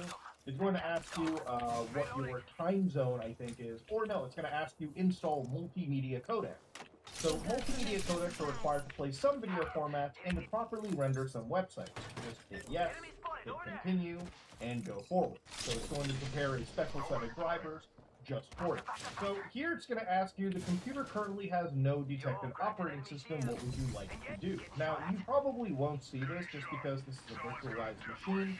If you have a Windows system, it may ask you, hey, you want to install alongside, where it'll partition your system in a way where you can use Windows and you can use Linux. If you're somebody that plays games like Rainbow Six Siege or Call of Duty Warzone, where the anti-cheats don't work underneath Linux, you may consider it beneficial to have a dual boot system, just so you can have the option of just purely using Windows for that specific piece of software. Well, let's say you just want to say, fuck it, delete Windows entirely, erase the entire disk, and install Linux Mint. So once you hit install, it'll give you this final little warning. It'll be like, hey, we're wiping everything. Are we good to go? Give it the all clear. Hit that nuke button, and then it'll ask you to pick a country. So again, just pick your country, pick your city, and again, it'll ask you what your name is. So you put in your name. I'm going to do Tom. All right, it's going to give you your computer name.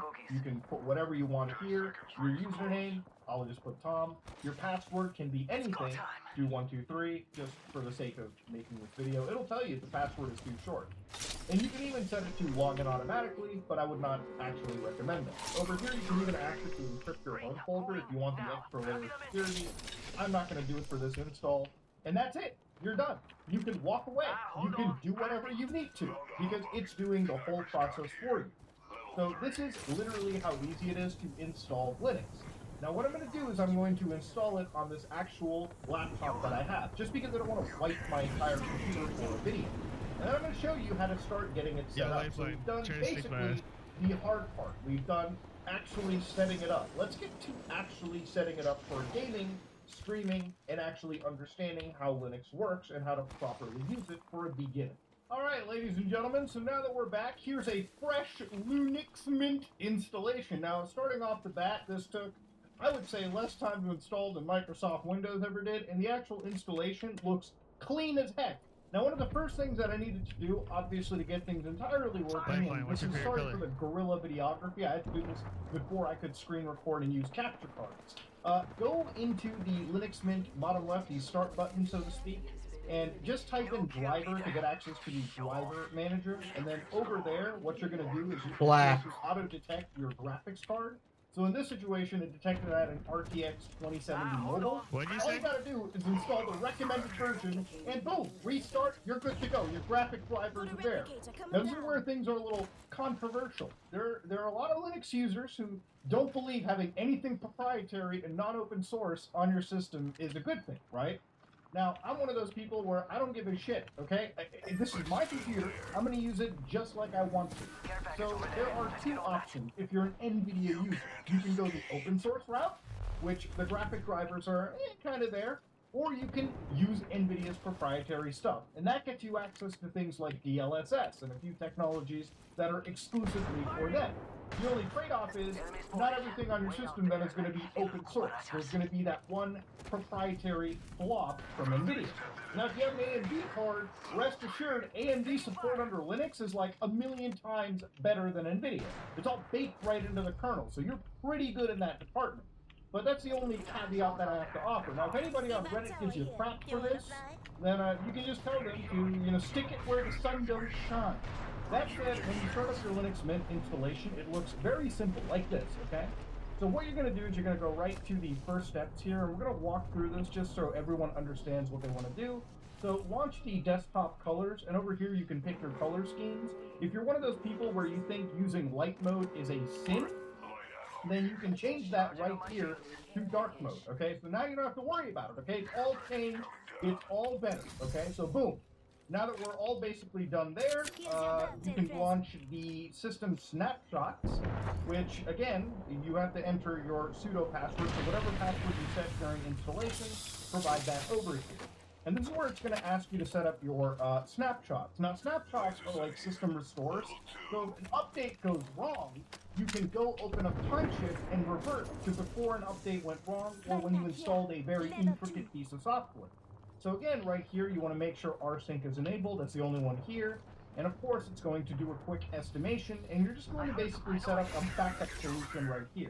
So here, when it asks you how many levels you want, I usually just keep the default going over here, but I always have like one weekly refresh as well too, just because it's always fine to have something, just as a week. So hit next, and it's going to ask you home directories, exclude all files. So user home directories are excluded by default. So again, this is all primarily meant for, again, the system in the background. So hit next, go through over here, set up complete, and hit finish. So basically we're all good. We've got our snapshots. We're all good to go. You can make one right now if you wanted, but generally the system will just auto-generate when it needs. Timeshift is active. Now, understandably, I personally have never used it because I'm not a Linux Mint guy, but always have a backup solution.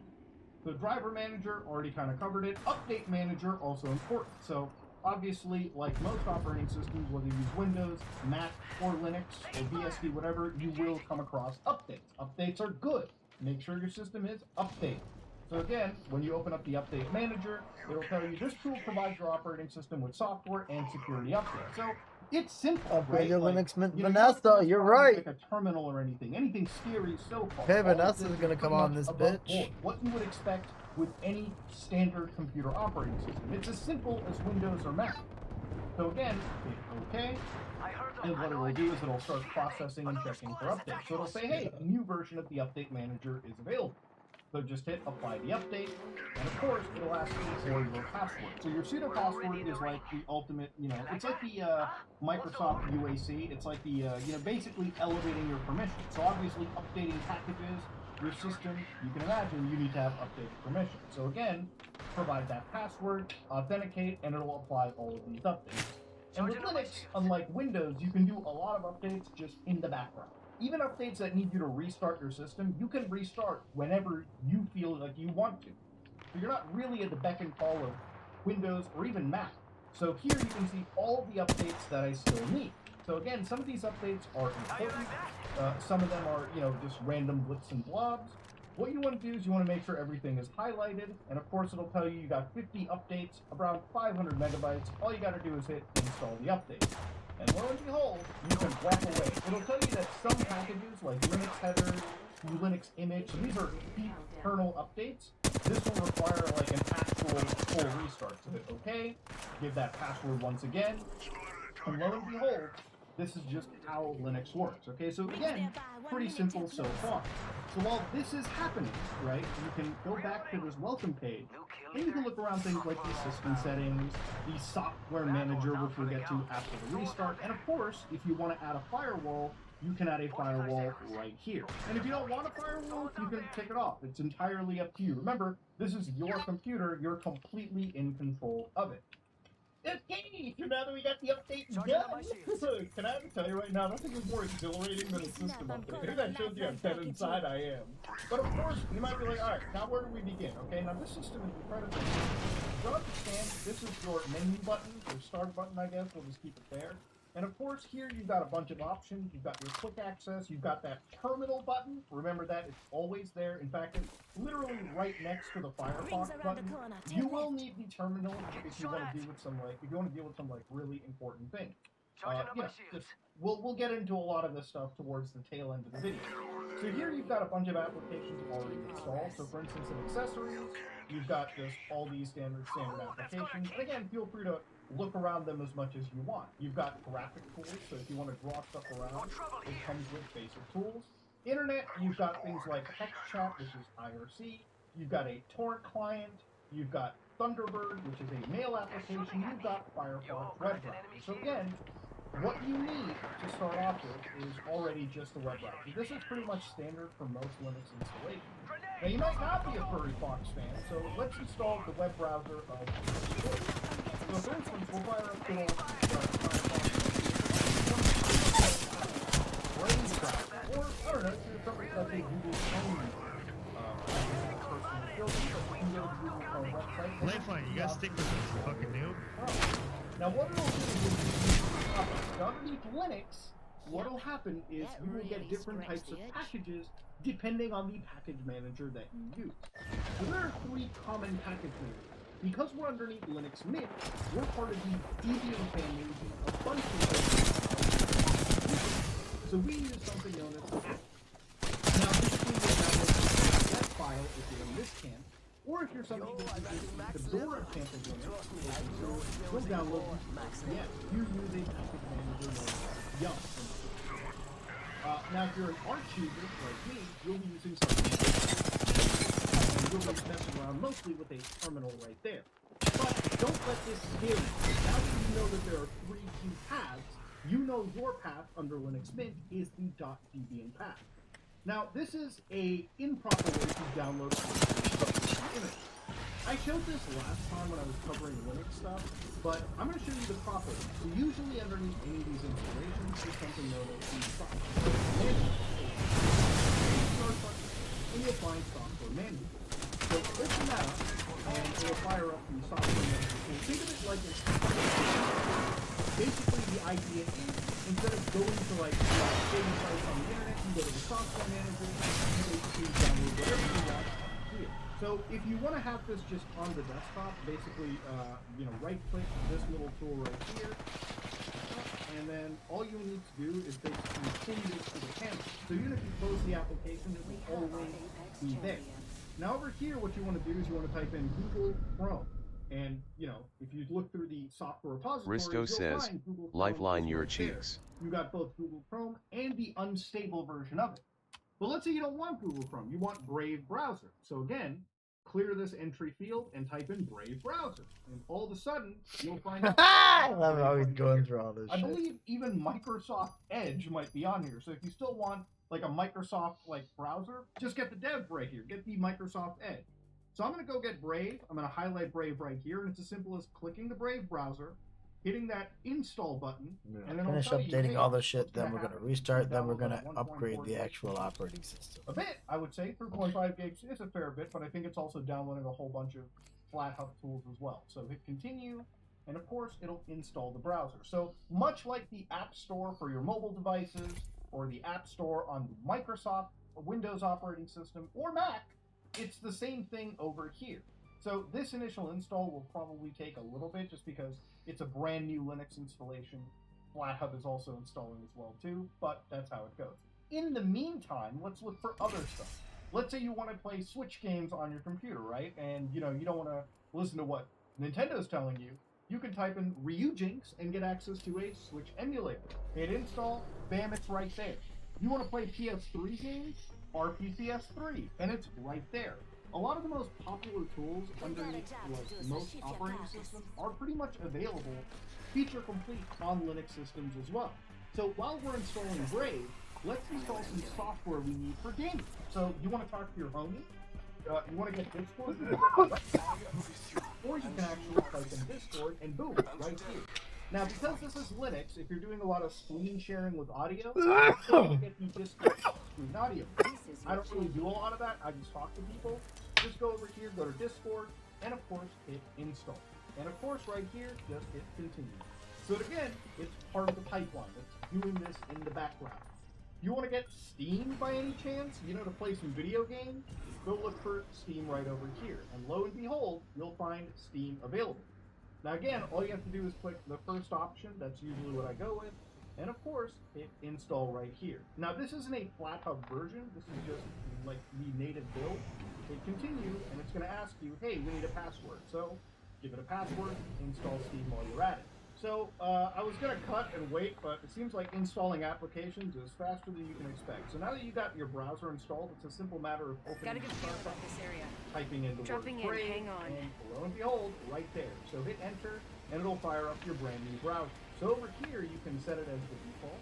You can match it to dark mode if you want it, and of course, I always try to bullshit. And lo and behold, here it is. The browser is available. And again, like many things on Linux, you can just pin this to a panel. So it's easily accessible without you constantly having to search for it. Speaking of other things, you want to install Discord or run it. So simply go into the start option, type in Discord, and boom, it's going to fire up as Discord normally would underneath Windows. So again, just sign into your account and you can start communicating with all of your friends.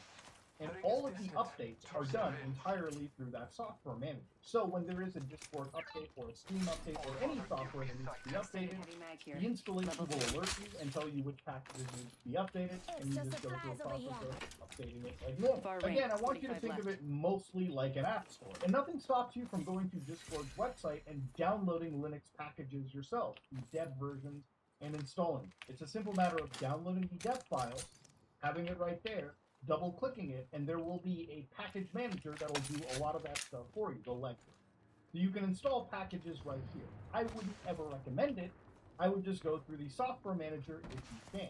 So one of the things that you probably also want to get going is, what if your games aren't on Steam, for instance, right? Then you want to go to the software manager, find something known as Wine, which is a Windows implementation for you to run Windows applications underneath the actual Linux system they use under a compatibility link. So what it'll do is it'll translate those Windows calls to Linux in real time, so you can run software. The compatibility list you can actually review on winehq.com, their website. Stuff will work pretty well, but obviously when you get to like things like, I don't know, Adobe Premiere software, like really intricate stuff, it will not work, okay? Their compatibility list pretty much secures the deal for you. But install this if you must. And of course, if you don't have, like, games on Steam, let's see what... Right tunnel? Go to something known as Blueprints, and basically... It was a lifeline. I fucked her up. It's basically a simple GUI to get other games running outside. If you have a DOD game, if you have an Epic game, if you have anything of that sort, you can use this to basically consolidate in one area. I hit that guy too. Now, right off the bat, if you're just a user underneath Linux, you might be wondering, okay, let's start off with, the Apple user. Somebody who's only uses their computer to browse the internet. Well, in that regard, the actual installation is pretty much right there. Most modern web browsers are pretty much one-to-one underneath all of Linux and Windows. So, if all you want to do is go over... He came up the rope behind us. He came up the rope behind us. Excuse the lagginess, there is some sort of issue with the capture card and the internet connection right now in my house. But in general, you can watch really any video you want in 4K, whatever. 60 frames, all of it right now, from any of your favorite YouTubers at this moment. You can browse via news websites, Facebook, Twitter, whatever. You can go anywhere you want. The web browser functionality is pretty much feature-parity. They're feature complete, and no matter what, you'll be fine. So if this is all you do on, your system, then Linux has you covered. But obviously, we're a gaming channel. We do a little bit more than browsing the internet. We do a bit of gaming from time to time. So now that that's done, all you need to do is fire up software like Steam first. So firing up Steam here real quick, you'll notice that I've got a whole bunch of games already installed. This is, again, my core system. So again, to set this up, all you have to do is go to the top left, and you have to go to Settings, and inside Settings over here, one of the things you find is Compatibility inside these settings. So with Compatibility, and make sure that Enable Steam Play for supported titles is checked, and Enable Steam Play for other titles are checked too. Now, when it says run other titles I'm not even with, on my you can select a whole litany of options. You probably Rurosu009 says. won't have some of these, but you can enable something like Proton Experimental, which usually works for a lot of games. You can use Proton 8.0. There's even beta software available if you want to decide going down that route as well. So I go with Proton Experimental, but you can choose 8.0. Again, refer to ProtonDB.com. Sometimes they'll have different versions for different games. And you can even change which version you want to. So if I want to go run Grand Theft Auto 5 with something different, I highlight GTA 5, right-click, go to Properties, Compatibility, and I can pick from this list for this specific game. Once you've already done that system option, it may ask you to restart Steam, restart, and now you can download every Windows game you want and pretty much run them. So for instance, if I want to play things like the Dragon Dogmas 2 character creator and storage, all I do is hit play, it downloads the Windows version because that's the only version that exists, and of course, I can now basically run the Dragon Dogma 2 character creator, and it works pretty much out of the box. So right here, you can see the game is running. It starts in 720p. You can change the options as well too. But here you can see the game is actually started, and it runs about as well as you can expect. So the RE engine introduction is right there. Gives you the autosave prompt, and boom boom, you can basically make whatever character you want. So main pawn, your Arisen, so on and so forth. Go crazy. Now, again, certain games have anti-cheats, so click on the search option up here and type in something like easy anti-cheat runtime. If you find a tool, make sure to install that, and also make sure to install BattlEye, because certain games do work underneath Linux with these anti-cheats if the developers have them enabled. Again, I wish every developer kind of sent one email a lot, but we can only hope for the best. Okay, all of this is pretty standard so far, but what if my game doesn't run underneath Steam? What if I bought it on Epic? What if I bought it on Battle? Okay, the answers are pretty simple. Remember that tool, Lutris, we downloaded? We're going to use that in order to actually set up a Epic Games launcher page and install a game from there. So for instance, I already have one game installed, the Chronicles of Riddick, which is an old PC game that I actually had to end up tracking down. Installed it, old PC game. You'll often find out that old Windows games do kind of run better underneath Linux because they actually have lines for older specific libraries as well too. Something that may not be reflected in the most recent versions of Windows as far as Linux Linux goes. So by clicking the little plus option up here, you can search the Lutris website for installers. So for instance, I can search for Epic Games. And of course, I should be able to find the Epic Games Store. Installs the latest version of Epic Games Store as well as Ubisoft Connect for compatibility with those Ubisoft games. So installing Epic Online Services requires Wine version 7.0, and of course free game notifications can't be closed and can cost significant money. Make sure you disable them in settings. So again, just remember all that, hit install, and of course it'll make a base directory. I'm cool with that, hit continue, and of course it'll say source download, hit install, and boom, it's doing it for you, okay? And you can do this for Battle.net, so if you want to play things like Diablo 4, God forbid, that's available for you. If you want to play with any other game launcher like GOG, you can install GOG Galaxy and install games from there. Or you can download the games freshly from GOG and install them as actual EXE files. It's really your own right choice. It's up to you. And for the act of installing video games, here's like Final Fantasy XIV's launcher, much in the same way that you would install Epic, GOG, Battle.net. You can basically get even this multiplayer game installed and up and running as it was a Windows installation. So again, you know, the amount of games that are pretty much locked exclusively to Windows and literally by the day, the only thing really keeping games in that camp are, you know, anti-cheats. And a lot of those anti-cheats are becoming Rurosu009 says. Games like Apex Legends, you actually can play that. Dude, you leave me, I can't get out. What do you want me to do? I got onto a zipline, I got shot down. Really do offline modes on. Anything online related, obviously the anti-cheat is not enabled, so therefore you're not able to get by on that. But again, you know, it's not as if games don't work. Even with Epic, playing games like PC Building Simulator 2 work with all of the DLSS and expansions and everything you've come to love on the Windows side working pretty much feature complete, identical on Linux. Now, one of the things I'll recommend while this is installing is if you want extra help, there are good communities out there for Linux. Like, for example, r/Linux Gaming is one of my favorite subreddits for this kind of stuff. It's a very healthy, very nice group of people that create up-to-date information that also discuss pretty healthy with each other about what works and what doesn't work. Kururosu009 says, did we had a support? Kururosu009 says, oh I see. Okay? Remember, what works for you works for you. The whole point of this video was to get you into the ecosystem. And to Scrappy show you that DP even says, the most you left me to get tasks shot. some people make out to be can be done without firing up that Reddit terminal. Now again, since we're at the tail end of the video, the terminal is a real thing. You're going to need to learn it at some point. And generally when you're making really basic changes to your system, XD. you may have to fire it up to do that. But the terminal is actually really great if you know what you're doing. Once you figure it out, you can do like 10 steps in one if you know what you're doing.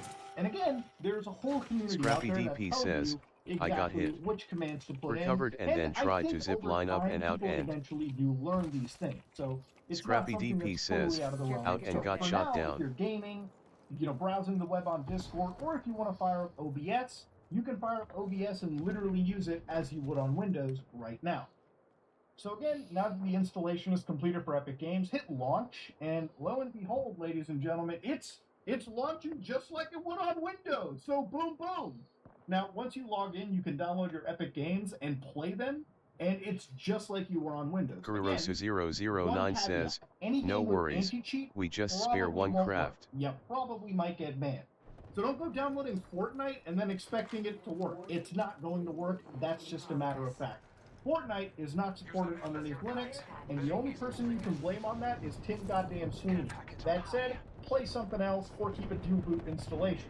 So yeah, ladies and gentlemen, Linux is not a difficult vixen to get a hold of.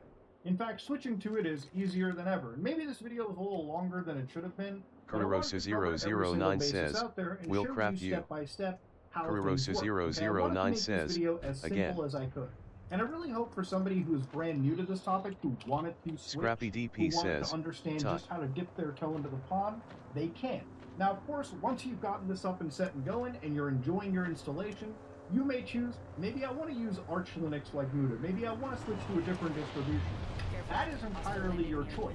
The point of this video is to get you into the ecosystem and understand the little differences. And once you change your muscle memory and you understand how Linux works, going forward is an entire rewarding thing of itself. You have finally detached yourself from Microsoft Windows as it is right now. And that, my friends, is a rewarding feeling. So let's get that market share up, let's get developers caring, and one day we shall have absolutely really good competition to what is Microsoft Windows, which is by far still the only entrenched system available.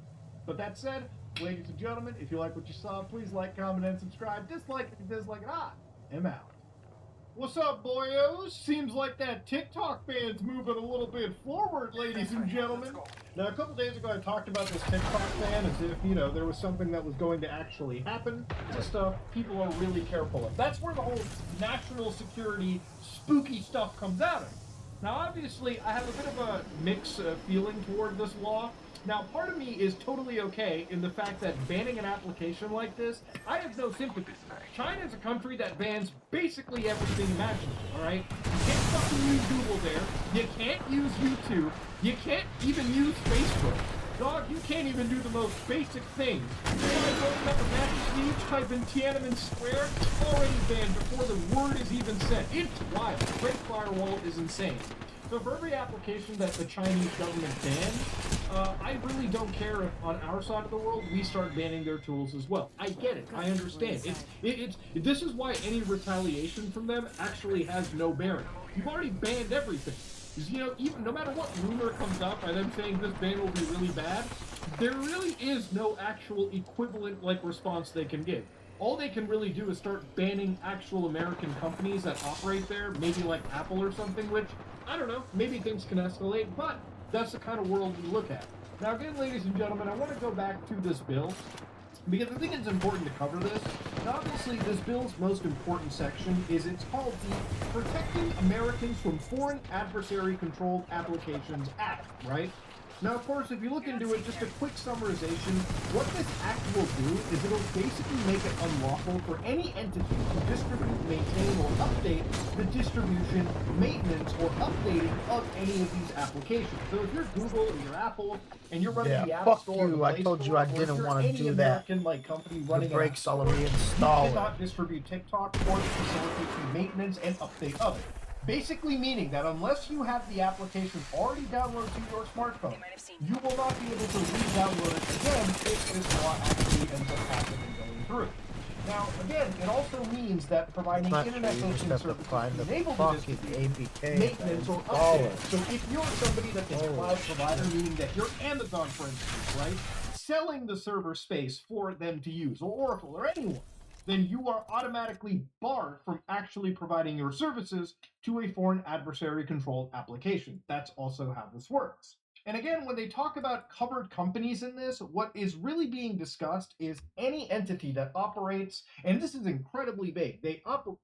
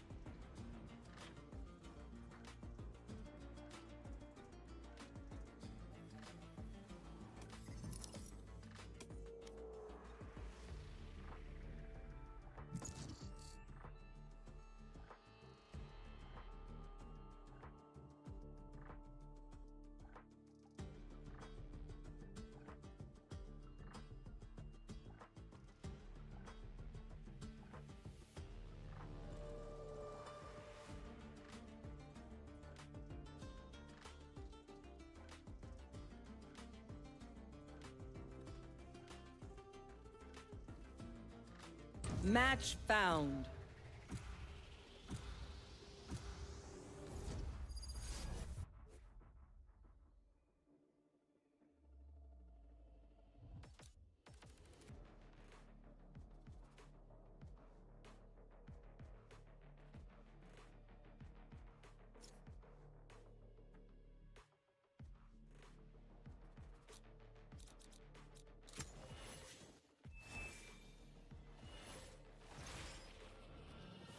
Directly or indirectly through any parent company, subsidiary, or affiliate. So even if TikTok has a US company, if your company is owned by a Chinese company like ByteDance, you're also covered under this. And if you're running something like a website, which is very broad, a desktop application, very broad, a mobile application, or augmented or immersive technology applications, meaning you're using something like the Oculus or the Apple Vision, you are basically disbarred from being used, all right? And again, they provided exact specifications, so basically applications that permit you to create an account or profile to generate, share, and view text, images, video, real-time communications, basically social media. And of course, if your application has more than 1 million monthly active users, with respect to at least 2 to 3 months preceding the date on which the relevant determination of the president is made pursuant, yes, effectively if your application is sizable enough, which TikTok is well beyond 1 million. You're looking at about 50 million Americans using TikTok on basically a monthly basis. It's actually insane. That's almost half the country that this application has direct access to. So when they talk about foreign adversary-controlled applications, what they refer to is obviously ByteDance Limited, TikTok, and a subsidiary or a successor of any entity. But also B is a covered company that is controlled by a foreign adversary and that is determined by the president to present a significant threat to the national security of the United States. Now, in the last video when I talked about this, I mentioned Temu, and it wasn't a joke that I mentioned Temu, for instance. Temu and like Shein are other popular applications from China, which have broken the US market. They've been into the market. They have basically become like serious competitors to Amazon, for instance, right, in the whole e-commerce space. A lot of people have downloaded the Temu app. You've probably seen advertisements from your favorite YouTubers pushing Temu, making Temu haul videos. And that has caused millions upon millions of Americans to download this application and have it on their phone. Enemy remaining. They're putting their money into it, they're buying all their doodads and whatever. Now, the reason why these kind of laws freak me out is being a country, being North America, where a lot of our nations rely on things like free expression and free speech, and if you're an American, that First Amendment is very important. You have the ability to practice your speech without the government really imposing on it. There are very, very, very minimal like exceptions where the government can actually jump in, where lives can be, I guess, threatened and whatnot. But for the most part, you have free speech and your free expression. Banning applications that allow you to participate in your free expression social media is kind of a touchy legal subject, and I kind of wonder how this will be challenged in the court of law going forward. Does anyone have a mic? I also believe that for the internet being as free and open and censor-free as possible, we live in an ideal location. If you live in the United States, your internet access is about as uncensored as it's going to get. There are parts of the world, like China, for instance, where the Great Firewall prevents you from accessing key information that can actually be critical of the party regime in that nation. There are other countries where, things like adult content is banned. Even if you are somebody over the age of 18 and you want to access things for your own personal viewing pleasure, there are websites and forums that may be critical of certain regimes around the world that are banned underneath those governments because they don't want people getting access to the truth about some of their atrocities and whatnot. You get what I'm saying? There is censorship around the world. When you live in a country like ours, the U.S., above you, Viper. Even in Mexico, the internet is about as free and open down that box as one up there. can expect. Last player standing. One enemy remaining. To be banned threatens that level. I mean, in a way, it's kind of like censorship in a way too. If you look at applications like Temu, tomorrow that could be considered an actual national security threat because it probably siphons the same level of information that TikTok does. And that same level of information could potentially be grabbed by the Chinese Communist Party. And that alone is another bit of fear that the government can have. See, what this kind of a law does is it doesn't actually go against TikTok specifically. It allows the government to have basically a Trojan horse to target any application they feel exists that threatens the national security. Now, I mentioned tinfoil hats in the beginning of this video, and I really do think if you put the tinfoil hat on, I think this law is created more for the U.S. government, fearful of any other nation spying on its citizens that's not them. See, what TikTok is alleged to be doing is no different than what Facebook, Twitter, Microsoft, a lot of the big tech companies in the United States are also alleged to be doing, which is spying on their people. You see, if you download any application to your smartphone, there's a pretty healthy chance that a lot of information that it doesn't need is unnecessarily grabbed and sent off to a big server. See, data is the most valuable resource in today's day and age. Not one data point, but millions of data points around the world. When you can amass millions of these points, you can actually figure out how to manipulate people around you. It's like the world of Metal Gear Solid 2, right? Like Metal Gear Solid 4.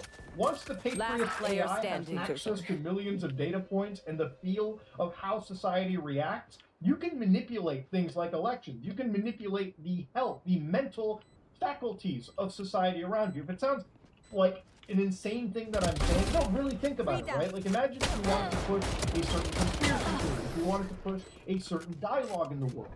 Having direct algorithmic access to what people see on their feeds is the most important thing. Again, really think about that aspect. And this is one of the things I think the U.S. government fears the most.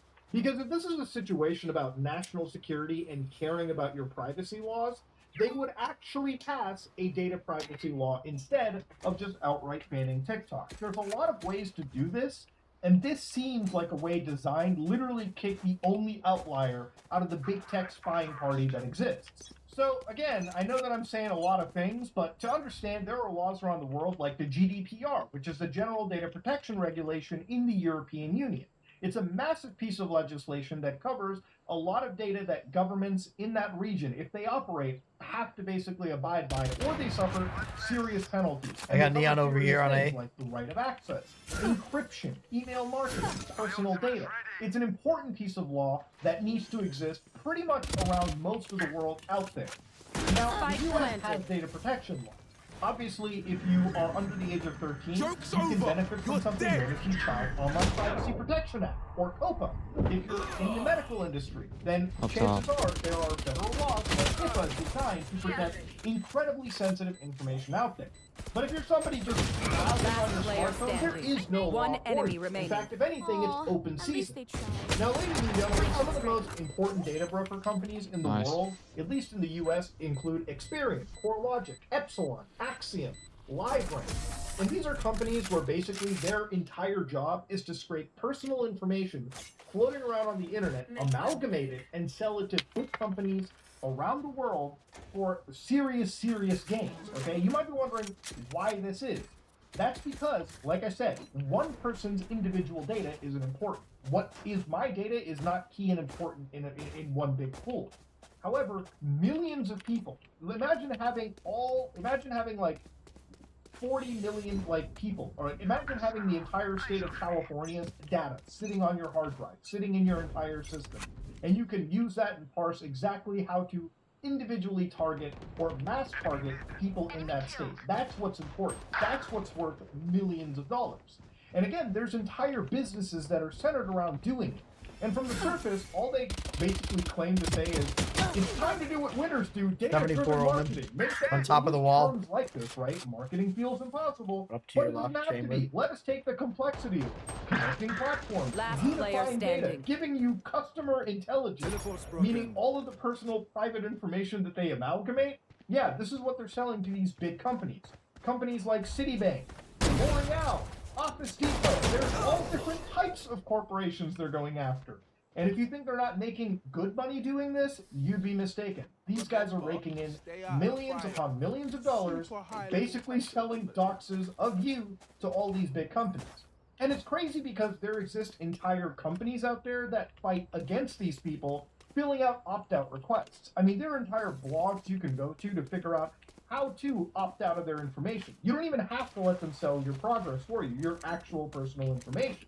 If you scroll all the way down to like Axiom's website, you'll probably find this one link right here. Do not sell my personal information.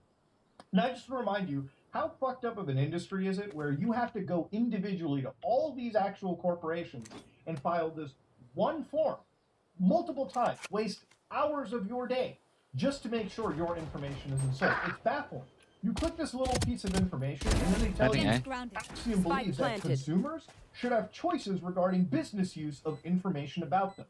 Dog, it's not that you believe people have a choice. You're legally bound to be offering something like this. They probably don't want anybody to fill this shit out, but you actually have to fill out an opt-out request if you're a U.S. individual. And of course, there's different opt-out requests in like France, Germany, Italy, Spain, and everything. For instance, in Canada, I have to go and fill out the whole fucking form just so I can remind these Jan was back behind the I do not pyramids. want to be spied on. I don't want my information to be sold. And if you're wondering, should I do this? Absolutely. Stick a fucking knife in their business if you can too. Take your information and take control of it yourself. But yeah, again, tangent aside, if the U.S. government really cared about national security and the privacy of people, I think they would pass legislation that would absolutely update the world we live in to protect us from all this kind of crap. Because here's the thing. If TikTok is spying on you and banning it, that's just basically putting a Band-Aid on like a fucking volcano. At the end of the day, all that's going to happen is the Chinese government, or really anybody that wants to spy on you, it could be big tech companies here, they go to these companies and just buy it off of you right there and then. That's really the thing people have to be hitting. I think what's going on is obviously TikTok poses a threat to, again, Okay, it's U.S. time to lock companies, in. right? If you think about it, YouTube is like, I believe, the most viewed Yeah, let's start platform in the world. And of course, TikTok is You're like so the right, second guys. or maybe third. Obviously, by forcing these guys to divest, I think there's a bit of an interest in U.S. tech companies to be the first one buying TikTok and having access to that data again. No, at the end of the day, I honestly don't care that it's a Chinese app getting banned, because they ban all of our stuff anyway. So I think this is mostly quid pro quo. But the aspect of censorship, free expression, and really not focusing on these scumbag data. We have the brokers spike. You guys are psycho. I kind of lose the plot here. I kind of don't fall on. You go back and I'll pick that shit up. Think about it in the comment section below. Maybe I'm crazy. Maybe I'm wrong. But yeah, this is me, Mutahar, and yeah, TikTok is the ban looks like it's moving forward, but I think it's mostly done for the wrong reason. If you like what you saw, please like, comment, and subscribe. Just like it. Thanks to Brilliant for supporting this SciShow video, and for offering all SciShow viewers the 30-day free trial and 20% off an annual premium subscription for the Even first with 200 numbers, people anything can who still sign up happen. at brilliant.org/SciShow. Picture the Arctic. Does it bring to mind images of pristine, icy wilderness, pure white icebergs, smog-free skies, and clear blue ocean waters? Well, don't forget some of the world's worst microplastic pollution. Despite being surrounded by some of the least densely populated countries on Earth, the Arctic Ocean somehow ended up with one of the highest concentrations of microplastics we've ever measured. Which begs some important questions, like how did all that plastic get there in the first place, and what do we do about it? So let's dive in and learn how microplastics are traveling around the planet to make one of the most isolated areas on Earth one of the most polluted. Two mid A. Through the door already. We're pumping out plastic. They're hurt. At an alarming rate, with Nice. 19 million You can get another one to your right, Lana. One enemy remaining. Into the ocean annually. And we're not just talking about Ooh, plastic that's a nice bags and food. I've straws never that seen get that one. gobbled up by sea turtles, although that's terrible too. One particular type of plastic pollution, largely Dude, he just invisible to faced the his naked butt to eye, me and I is spreading across the globe. Microplastics. Microplastics are essentially anything smaller than 5 millimeters in diameter. And although we're intentionally adding microplastics to products like exfoliating face washes and toothpastes, we've accidentally created them too. For example, every time we do a load of laundry that contains synthetic fabric, small pieces of that fabric break off and pollute the water and down the drain. Even large plastic waste turns into microplastics. Not surprisingly, a huge portion of ocean litter can be traced back to fisheries. This is often from derelict gear that's intentionally dumped. But what starts out as big chunks of netting and other debris breaks down into tiny terrors. As plastic becomes degraded by exposure to sunlight, temperature fluctuations, and physical forces like crashing waves, microplastics are created, and they're accumulating in the environment around the world. Given that microplastics are typically the result of plastic waste breaking down, you might think that microplastic pollution would be highest where there are the most people. But the Arctic rips a hole right through that logic. Researchers across multiple studies found microplastics in abundance around this whole region. And we're not just talking about some plastic discovered here and there. The Arctic has some of the highest concentrations of microplastics. One study from 2020 found more than 1,000 pieces of microplastics per cubic meter in the Arctic water. And if that's not bad enough, several other studies have found extremely high concentrations of microplastics. Right there to your left. Finding up to 12 Push 'em mid. million particles per cubic Good meter. job. Down mid. That's right, ice. These tiny plastic bits aren't just floating around in the water, but the Arctic Hang sea there behind ice the wall. itself is becoming a frigid storage facility for this disaster. Coming off debris. deep. And it gets worse. Microplastics have actually been found down to 1,000 meters below the The surface. packages of will the not be ocean. upgraded. Shockingly high concentrations were even discovered within deep sea sediments. And given that we only know where 1% of the millions of tons of plastics that make their way into the oceans each year actually end up, we can now point to the bottom of the ocean as a major collection zone. The wild thing is that a number of different types of microplastics have been found in the Arctic.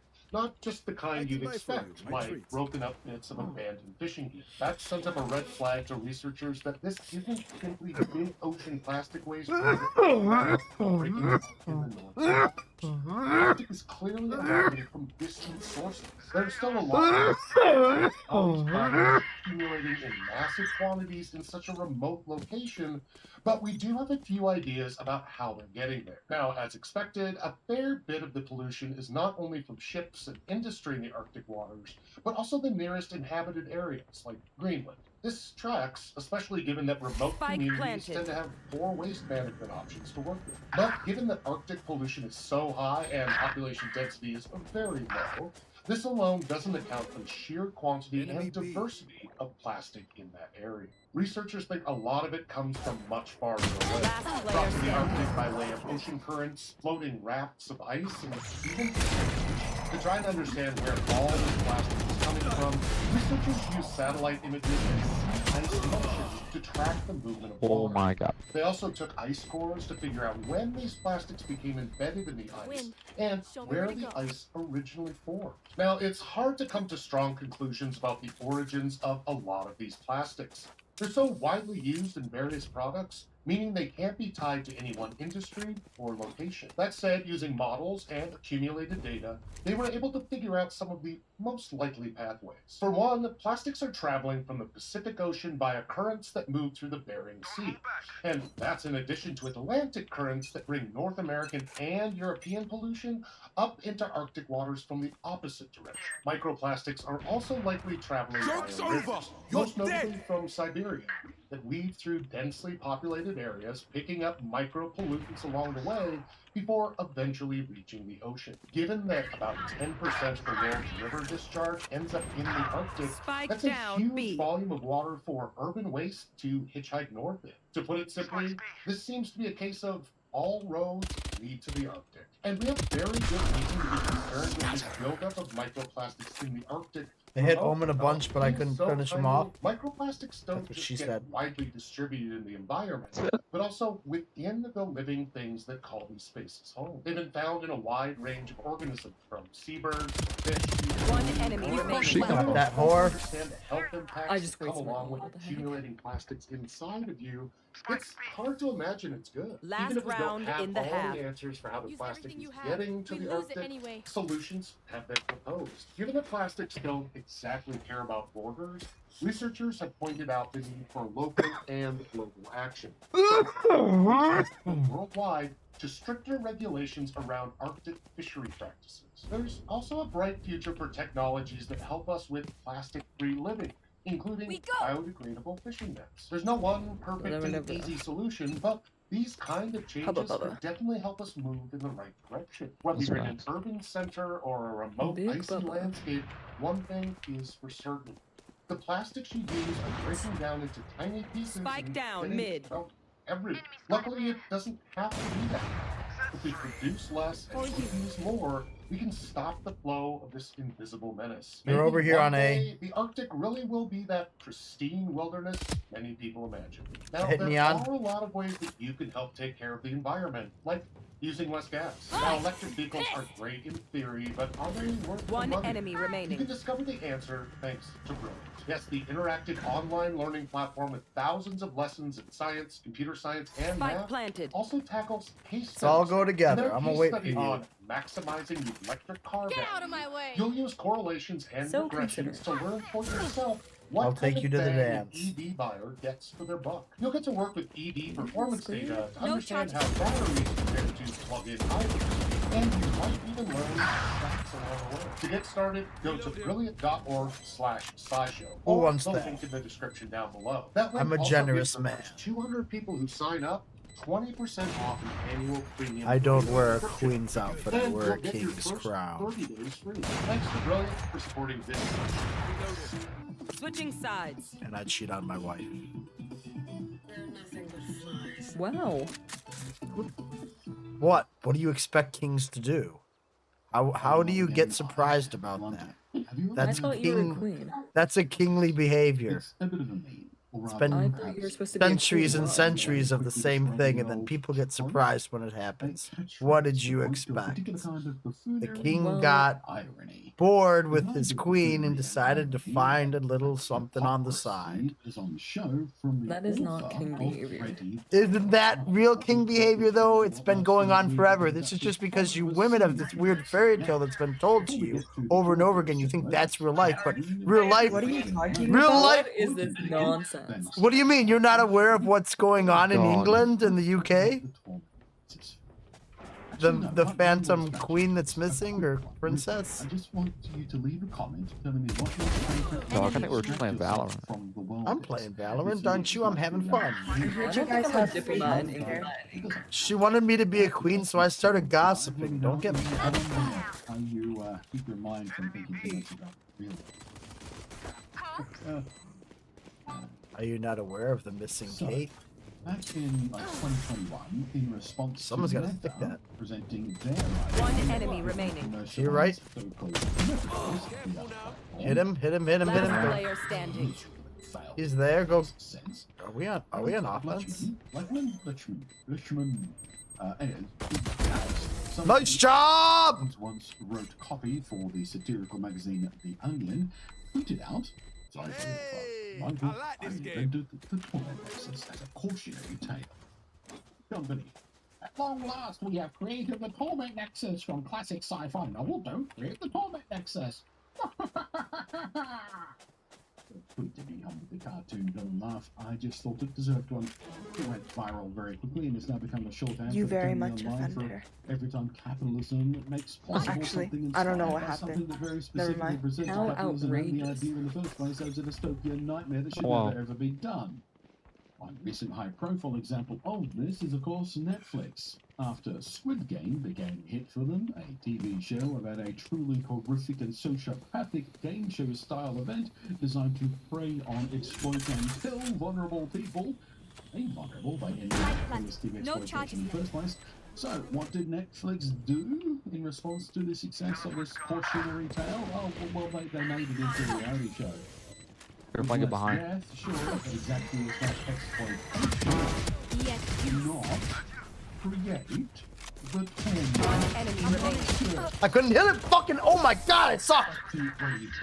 Aside from being quite a desperately overrated movie in my opinion, filled with more member berries and marketable nostalgia than actual writing, the point at the core was people, dehumanized by the term berries, flock to a virtual world in order to escape the misery, oppression, and dystopian living conditions of the real world, hoping to find happiness in escapism, in fantasy. Out though, the Oasis is just basically a heavily manipulated and monetized What corporate control incarnation? collar designed to distract the populace because a distracted population cannot revolt against them. And then ignoring real-world problems doesn't make them magically go away, and in fact the only path to actual, honest happiness is not in corporate-controlled distractions, but in genuine human connection where everyone is honest about who they really are, not who they fancy. So, You're not very loyal. The author of this well-received cautionary tale about a torment nexus been doing lately? Well, it is being the torment nexus, because of course it is, because irony is dead.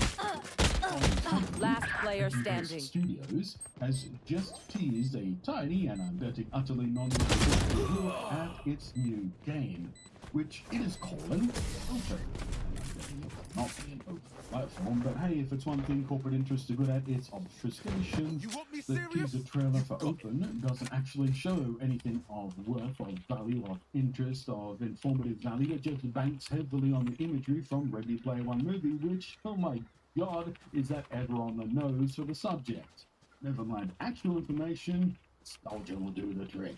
They describe this game, this platform, as, quote, the first genre-defining AAA metaverse gaming experience interoperable with top-tier IP through Web3 tech. A multi-bio, multi-IP, multi-mode battle royale experience in development for PC and next-gen platforms. It will set the stage for a future of gaming. Where that voice came from? Spike down Once B. you decode that from jackass, from corpo speak, from crypto bro gibberish, It's Fortnite. It's doing what Fortnite already does insofar as, while technically it's a battle royale game, Spike these days down, it's not B. much more than an advertising platform designed to push whatever IPs, characters, or promotional materials they can get someone to pay for to put into the game to promote a movie or a TV show or another game or whatever to the audience of captive, extremely young and easily manipulated and corpo-conditioned children. Last player standing. Money. So, genre-defining AAA metaverse gaming experience is already up. One enemy remaining. All of those things easily. She was hit for 110. You got this. I clipped that bitch. Yes, there you go. You queen. Battle Royale game anymore. Heck, they've even got racing games or Lego-style survival crafting game modes in endless different styles of play. They've been doing it Fortnite for years now, making it a platform, not just a game. One thing Open seems to promise that Fortnite doesn't do is hidden behind the Web3 words you might have heard pass through there. Web3 is just a way to say blockchain, cryptocurrency, NFT, without instantly leaving a sour taste in the mouths of anyone with even half a clue about any of that stuff. All of those are now intrinsically linked with fraudsters. They're scams. But Web3 is a much friendlier term to the tech illiterate. Web3 is so general. Web 3.0. Ooh. Okay, Viper, so we just let Pinky die. I mean, we just let Phoenix die, and then never mind, they're here. What information? You don't have access to, you don't even know No where charges. it is or who else has access. One enemy remaining.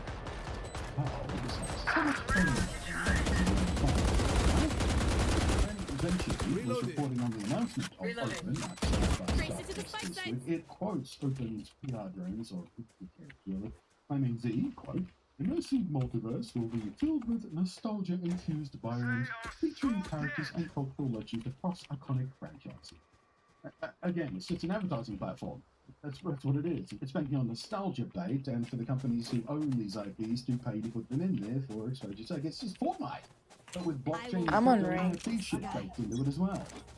The world, our world, the real world, is rapidly becoming an ever more hateful, intolerable hellscape as extremists on both sides get ever more radicalized. And we're at a point now that tribalism, in like US politics specifically, for instance, is so bad, is so horrific, is so polarized, so toxic. my body. There is a Republican Attorney General opposing the replacement of lead water pipes just because Biden wants it done. Literally, this asshole would rather see people and children who are especially vulnerable to this. Would rather see kids get Joke's poisoned over! and You're dead! brain damage because that's what lead does. We'd rather see that happen than allow Biden. Last player standing. Fuck me! I didn't know he was coming. His job was supposed to be. It's a mild example of how crazy that is going. So I get we need escapism. I'm going to sure die. do, and I love nostalgia. It's just hilarious. They're too late. One enemy remaining. A Torment Nexus warning book is himself now building the effing Match Torment point. Nexus. All just to chase profits and build an advertising platform disguised as a game that targets children. Even though we already have those Torment Nexuses. Other people have already built them. It is psychopathic. Now, that out of my system, if you don't mind, I'm going to go back to my own distraction du jour. 76, which, in my notes here, I've typed Fortnite 76. There's another dystopian nightmare waiting to Get out happen. of my way! But that's right. I've actually gone back to Fallout 76. I made a video about it the other day and everything, but I'm still there. I'm putting. We got 6 chances to win this motherfucker. Let's do it now. I'm doing this. So wonderful distraction. Thanks for watching. It's always We got this, Queens. Yeah, let me know what your own personal. One's at the back door.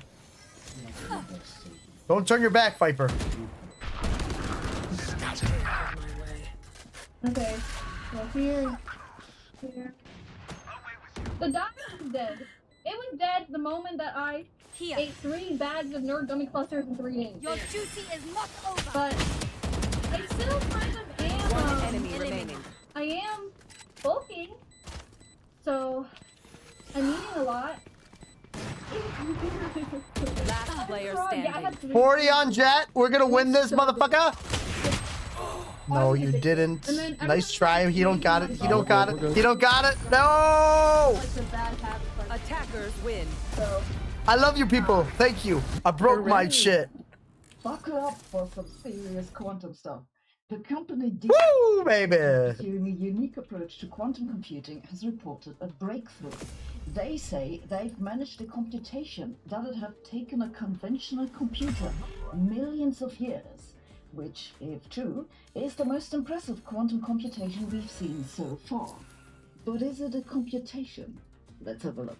Imagine a bunch of tiny magnets all influencing each other. Physicists call this the Ising model. Riveting stuff, I know, but bear with me. While simple versions of the Ising model can be solved analytically, for difficult couplings between the magnets, their influence on each other can become very complex, including phase transitions in which the collective behavior suddenly changes. Simulating these transitions on a regular computer becomes a nightmare as the system gets I made it to bronze, motherfuckers. Ising model I'll play a game of World of Warships and then be done with this while this thing upgrades. That even small noisy quantum Fucking computers love it, outperform baby. conventional I computers. made it. But as I Let's see if just I gotta told you in a recent episode, another group then did the IBM calculation to better accuracy on a conventional computer. To understand what D-Wave has done, I first need to tell you how D-Wave's approach differs from other quantum computing approaches. D-Wave doesn't attempt to execute logical operations on single qubits. They instead use what's called quantum annealing. Sounds like a hippie retreat, but means you set up a large collection of qubits in a suitable configuration, then you let those qubits relax into an energetically ideal state, which they do on their own, and that ideal state gives you the answer you want to know. D-Wave has been working with thousands of qubits for years, whereas IBM only just reached 1,000 late last year. However, because the two approaches are so different, it makes no sense to just compare the numbers of qubits. Some physicists have argued that D-Wave's machines are not really quantum computers. I'll come back to this later, but first let's look at what they did. The D-Wave team used two of their devices to simulate these phase transitions of the coupled magnet system for a larger collection of magnets than anyone has been able to calculate before. The tricky bit is verifying that it's right, because, no one's been able to do it before. So what they did is that they compared the result of their calculation, that's the blue squares, with the cases of small numbers of magnets where it can be calculated on a conventional computer, that's the line. As you can see, they agree very well. And for a large number of magnets, there are some mathematical approximations from which we know that some quantities of the magnet system obey general scaling laws. Again, their simulation fits remarkably well to the expectation. You can see this in this figure on the right, where the data points are from their simulation and the rectangles are the